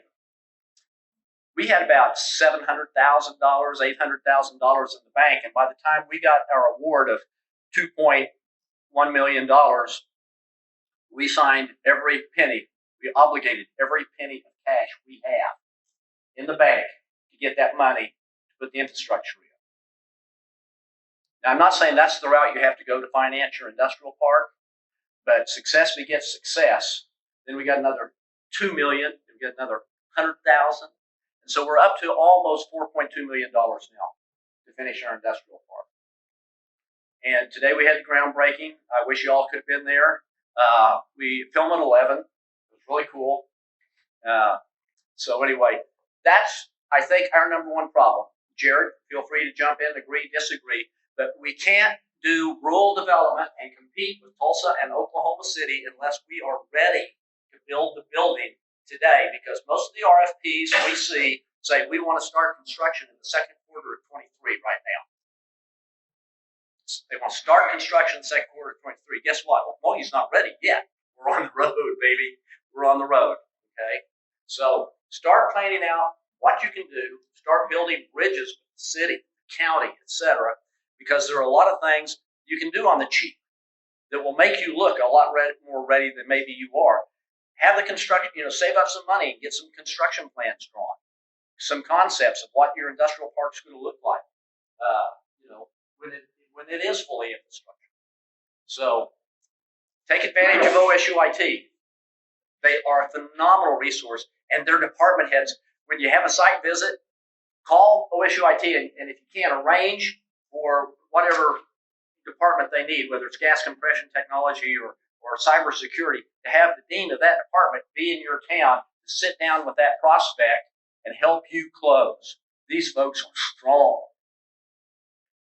They are our closer. That's where we go when we need to convince somebody that Okmulgee's not a town of 12,000 people in eastern Oklahoma that's trying to figure out which way they want to go. And they will give you all the data you need. We have this many people in this degree program, and we graduate this many, and this is our graduation percentage, and we have this many ACAT? No, not CCAT. ABET qualifications. When it comes to cyber security, network design and construction, just virtually anything to do with computers. OSUIT here in Okmulgee and your town has as many or more ABET certifications. That's the top, that's the creme de la creme in that industry and in engineering, more ABET certifications than OU, OSU, or TU. But they are research institutions defined by the state of Oklahoma. And I've been fighting that battle since when House Bill 1017 was passed in 91, something like that. And they built silos. I love the state of Oklahoma, love to pick on them too. They built silos. OU gets this, OSU gets this, TU gets this. And don't commingle anything. Don't make what we need, expertise that's in Tulsa, don't make that available down in Lawton. Heck, we need silos in Oklahoma so we can have these universities that have specialties and do all this research. That needs to be available statewide. We need to build a new system that tears down the walls of the silos that were built in 1991. And so that means you have to politic, your local legislator, et cetera, et cetera. Infrastructure folks. Get your industrial parks put together. Even if this year you can only do one thing, and that's bring in a front end loader and move some dirt around and make you a stormwater detention pond. That shows progress. That means you're out there. You're going to do whatever it takes. And as the guy from the national office, or the regional office, the Economic Development Administration said today, he goes, when he was at our groundbreaking, That's one of his most important points he made. Show progress. How little doesn't have to be magnificent, doesn't have to be earth-shattering, but you have to have a group of people in your town that are dedicated to somehow we're going to put that pipe in that ground. And we're making progress every year on doing that. So I'm sure I talked way too long. So anyway, questions? Or we're going to hold the questions for casual conversation when we're done or whatever. Anybody want to? Well, I think Ron wanted you to kind of expand on as far as economic development and having an airport in your town. Okay. Yeah. All right. We are blessed because we have the world headquarters of Covington. Claim it. We're only 11 miles apart, buddy. And they, last time I went to the MBAA was the spring show in Orlando 2 episodes ago. Not last year, but the year. The last time they had it before that, 2 years before that. Okay. I walked around working the floor because Okmulgee couldn't afford a booth. And so I'm walking around on the floor trying to start conversations. And I'm saying, we have this nice airport. I'm the economic development director, and people are acting like they don't see me, and they're walking off for another conversation. Then I found out, I go, I was talking with Paul Abbott at Covington Aircraft, and all of a sudden 3 people are in my face. Okay? They had one of the smallest booths at MBAA that year, and they had always had a line of people waiting to get talked to. So use your local asset. That's what we've got going right there. Is the other thing we have?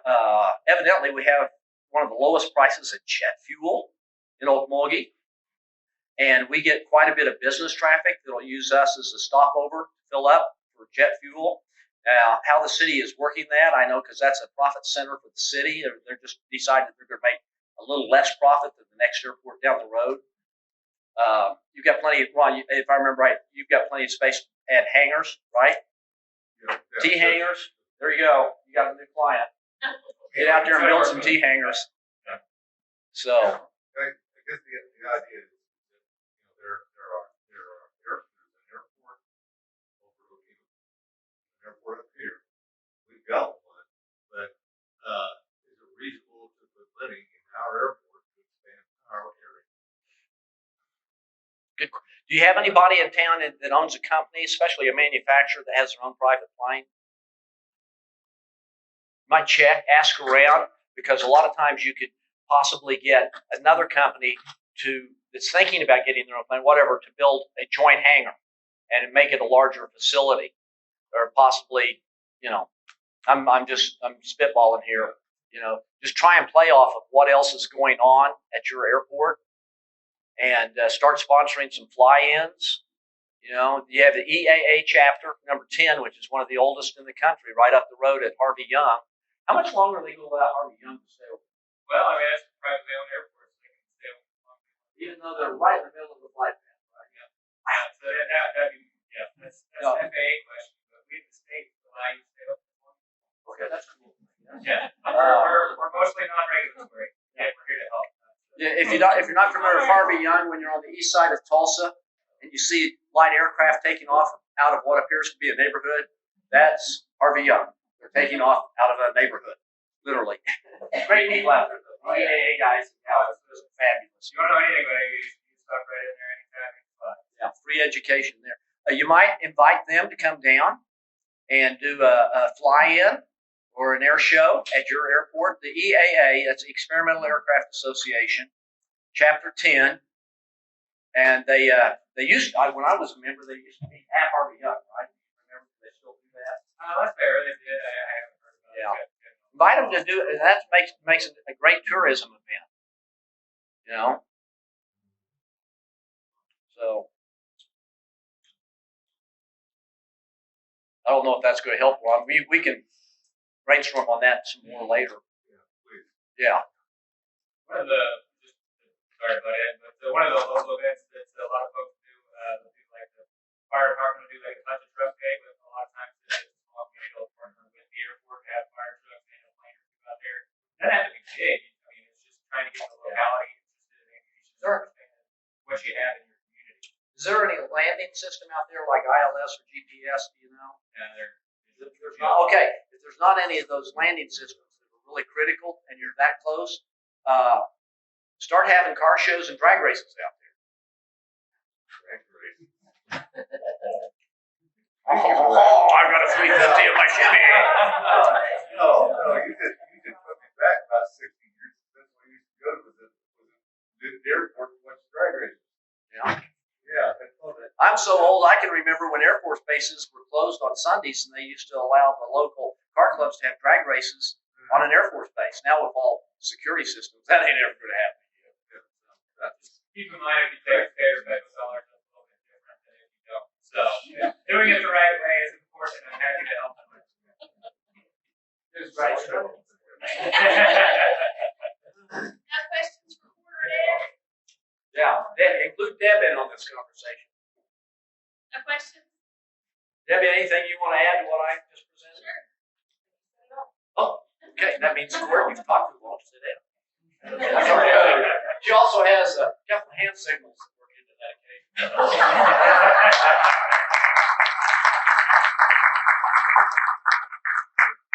Thank you, Court and Deb. They are Old Mulgee area. So everybody in this room, you feel free to call them. You don't have to be in Old Mulgee to use them to benefit from their services. So please get to know them, get their cards before you leave today. And thank you so much for coming. I know you had a hot and heavy day and took a lot for them to come. So I appreciate that so much. Kelly Bonds, she is here today from the USDA Rural Development. Now then, I'm just going to tell you. I'm just going to tell you, there's no way that she could talk about everything that every one of the communities that are here today either has asked questions about or needs or wants to know how they can get funds for. Okay, so get to know Kelly, get her phone number. She's only going to touch on the ones that I sent to their office probably. So, okay. Anyway, thank you, Kelly. I'm a fill-in. I wasn't originally supposed to be here. And I apologize for the nurse missed twice. Anyway, I work in community facilities, community facility infrastructures. This program, I love this program. We pretty much help, you have to be a public body, nonprofit, or a federally recognized tribe. What we do, we have grants. We have grants. You were talking about sidewalks earlier. We can fix your sidewalk. We can build your sidewalk. We can do streets. We can do bridges. Our grants are capped at $50,000. But hold on a minute, because there's not a lot of money. But what we do to kind of skirt that regulation, it is $50,000 per application. If the city of Okmulgee wants to redo all the sidewalks, say it's at $2 million, well, you could turn in an application to do the sidewalk between 1st and 2nd Street. Then you get $50,000. Then do another application later for another section, get $50,000, so on and so on. Because this is our home. We want the grant dollars to come to Oklahoma. If we don't get them, California, New York, Texas. Oh, every time you said OSU, I just want it just hurt my heart. I'm from Norman. I'm sorry. I'm a Sooner. I've been a little hectic the last few weeks, Not in the safe space in my head. But, for example, the police department, and I may have mentioned some that we've done lately, but it's on public record, so I'm really not tattling. Police department, what we've done in the past, just for examples, we've done a lot of police cars, we've done a lot of scanners, we've done the security vest can't do ammunition or guns, but we can do stop sticks, we've done patrol cars, we've done security equipment, we have bought fire trucks, we've bought bunker gear. Let me back up. Every year, just about every year, the president will issue a new initiative. About 4 years ago, remember when it rained and Oklahoma was like a disaster area? We got approximately $10 million for anything, pretty much in any of the disaster counties. We bought our Anadarko. We bought a brand new fire truck, even though it had nothing to do with the disaster. Since it was a disaster designated county, they got more money. They lifted the cap of the 50,000. They've done that this year. It's called the Emergency Rural Healthcare Grant. Those grants are up to $1 million. And those are going to be your healthcare authorities. Anybody from a hospital, healthcare authority, we get you MRI equipment. There's a percentage. Like Okmulgee.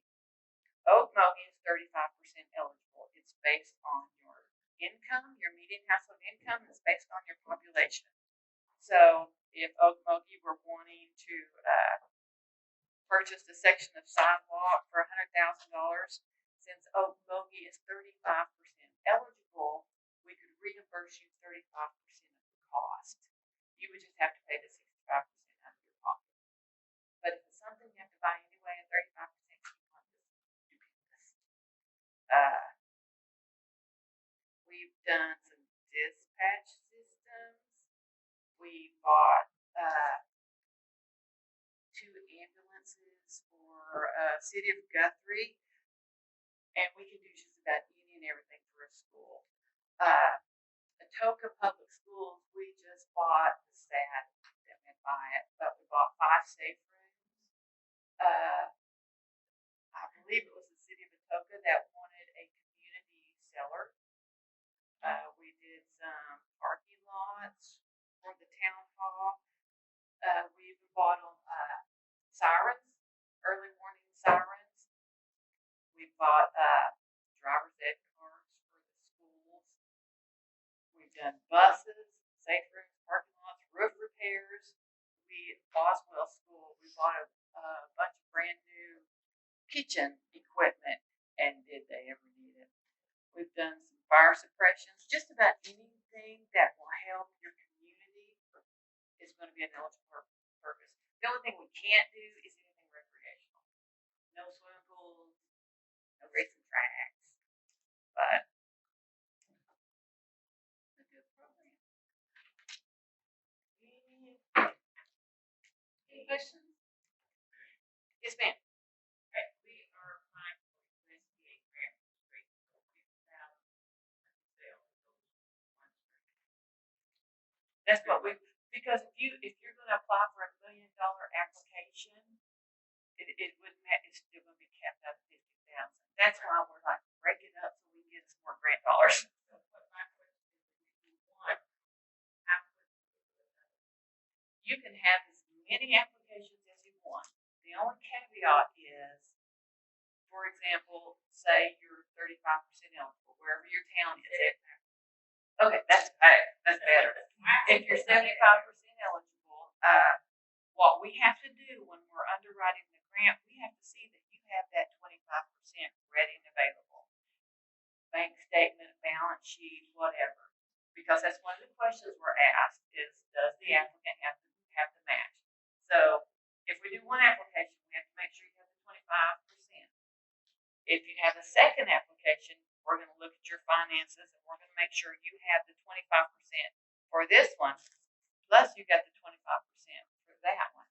So it can accumulate, become cumbersome.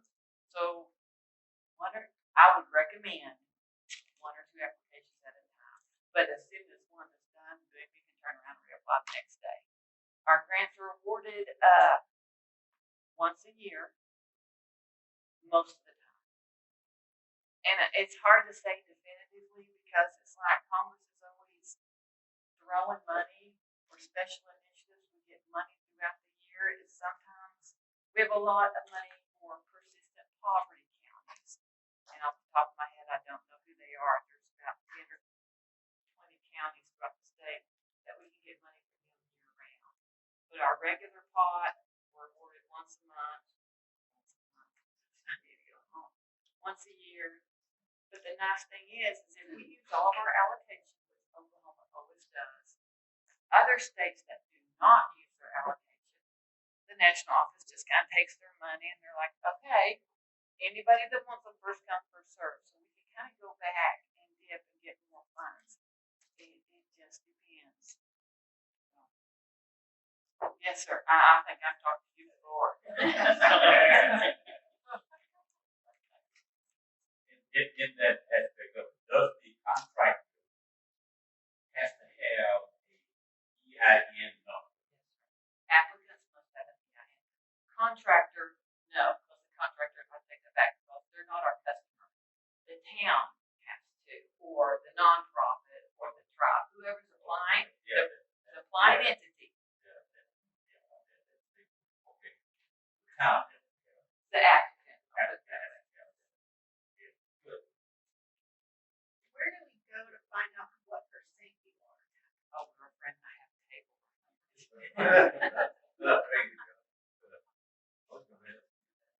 What is your town? Henrietta. I want to say they're 15. And it's all, like I said, it's based on A, B, C, D, E, F, G. Henrietta City, 15%. It is still based on the 2010 census. I don't know when we'll get to transition over to 2020. Apparently, there were a lot of issues with it. What about bags? Beggs is familiar. Beggs is, isn't that BEGGS? 35%. It can be anywhere from 15 to 75%.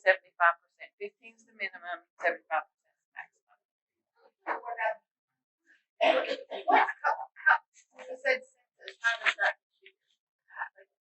We can go to census.gov, and census.gov will tell us the median household income, the median household income for the area for at 2010. And who do what? Yeah, If we make more, we obviously get less. Yeah, the more you make, the less grant eligible you are. You rockin', hey. Okina 55. I'm sorry? Where do you apply? Give me a call. I have business cards. Ours, we're not as high tech, but ours is not online. Yes, ma'am. Well, we email it. Yes.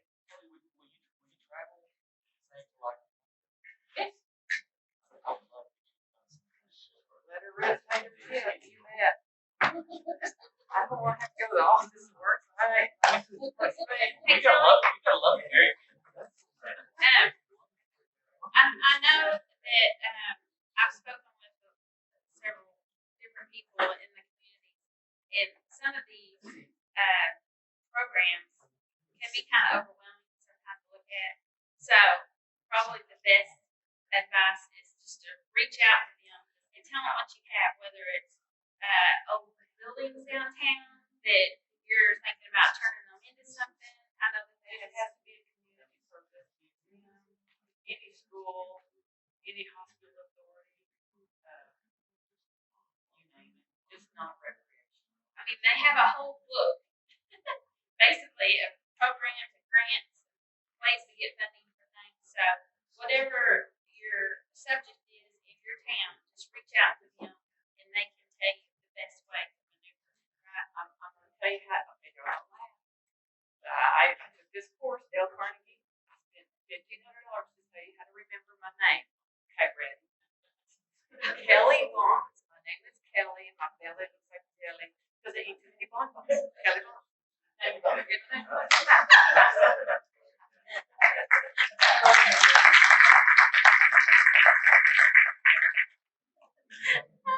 never heard something like that. That's good. My heart is so full. And this has been a good day. Leon's on the phone over there. Are you done, Leon? Okay. It's been such a good day, and I hope that everybody felt like it was worth your time to come. And I know that Catherine's going to want to come up here and close. And just remember to call us anytime. That's what we're here for, right? If everybody knows how to get a hold of me, learn how to get a hold of anybody else in the room. And I'm so thankful that y'all came today. So thankful for all the speakers. You don't know how much this meant to me to have all these people in one room and all these years of experience and all the programs. And everybody in here wants to leave right where we come from a little bit better than how we found it. So that's our goal. So thank you. Again, like Lila mentioned, thank you guys for taking time out to come out and join us.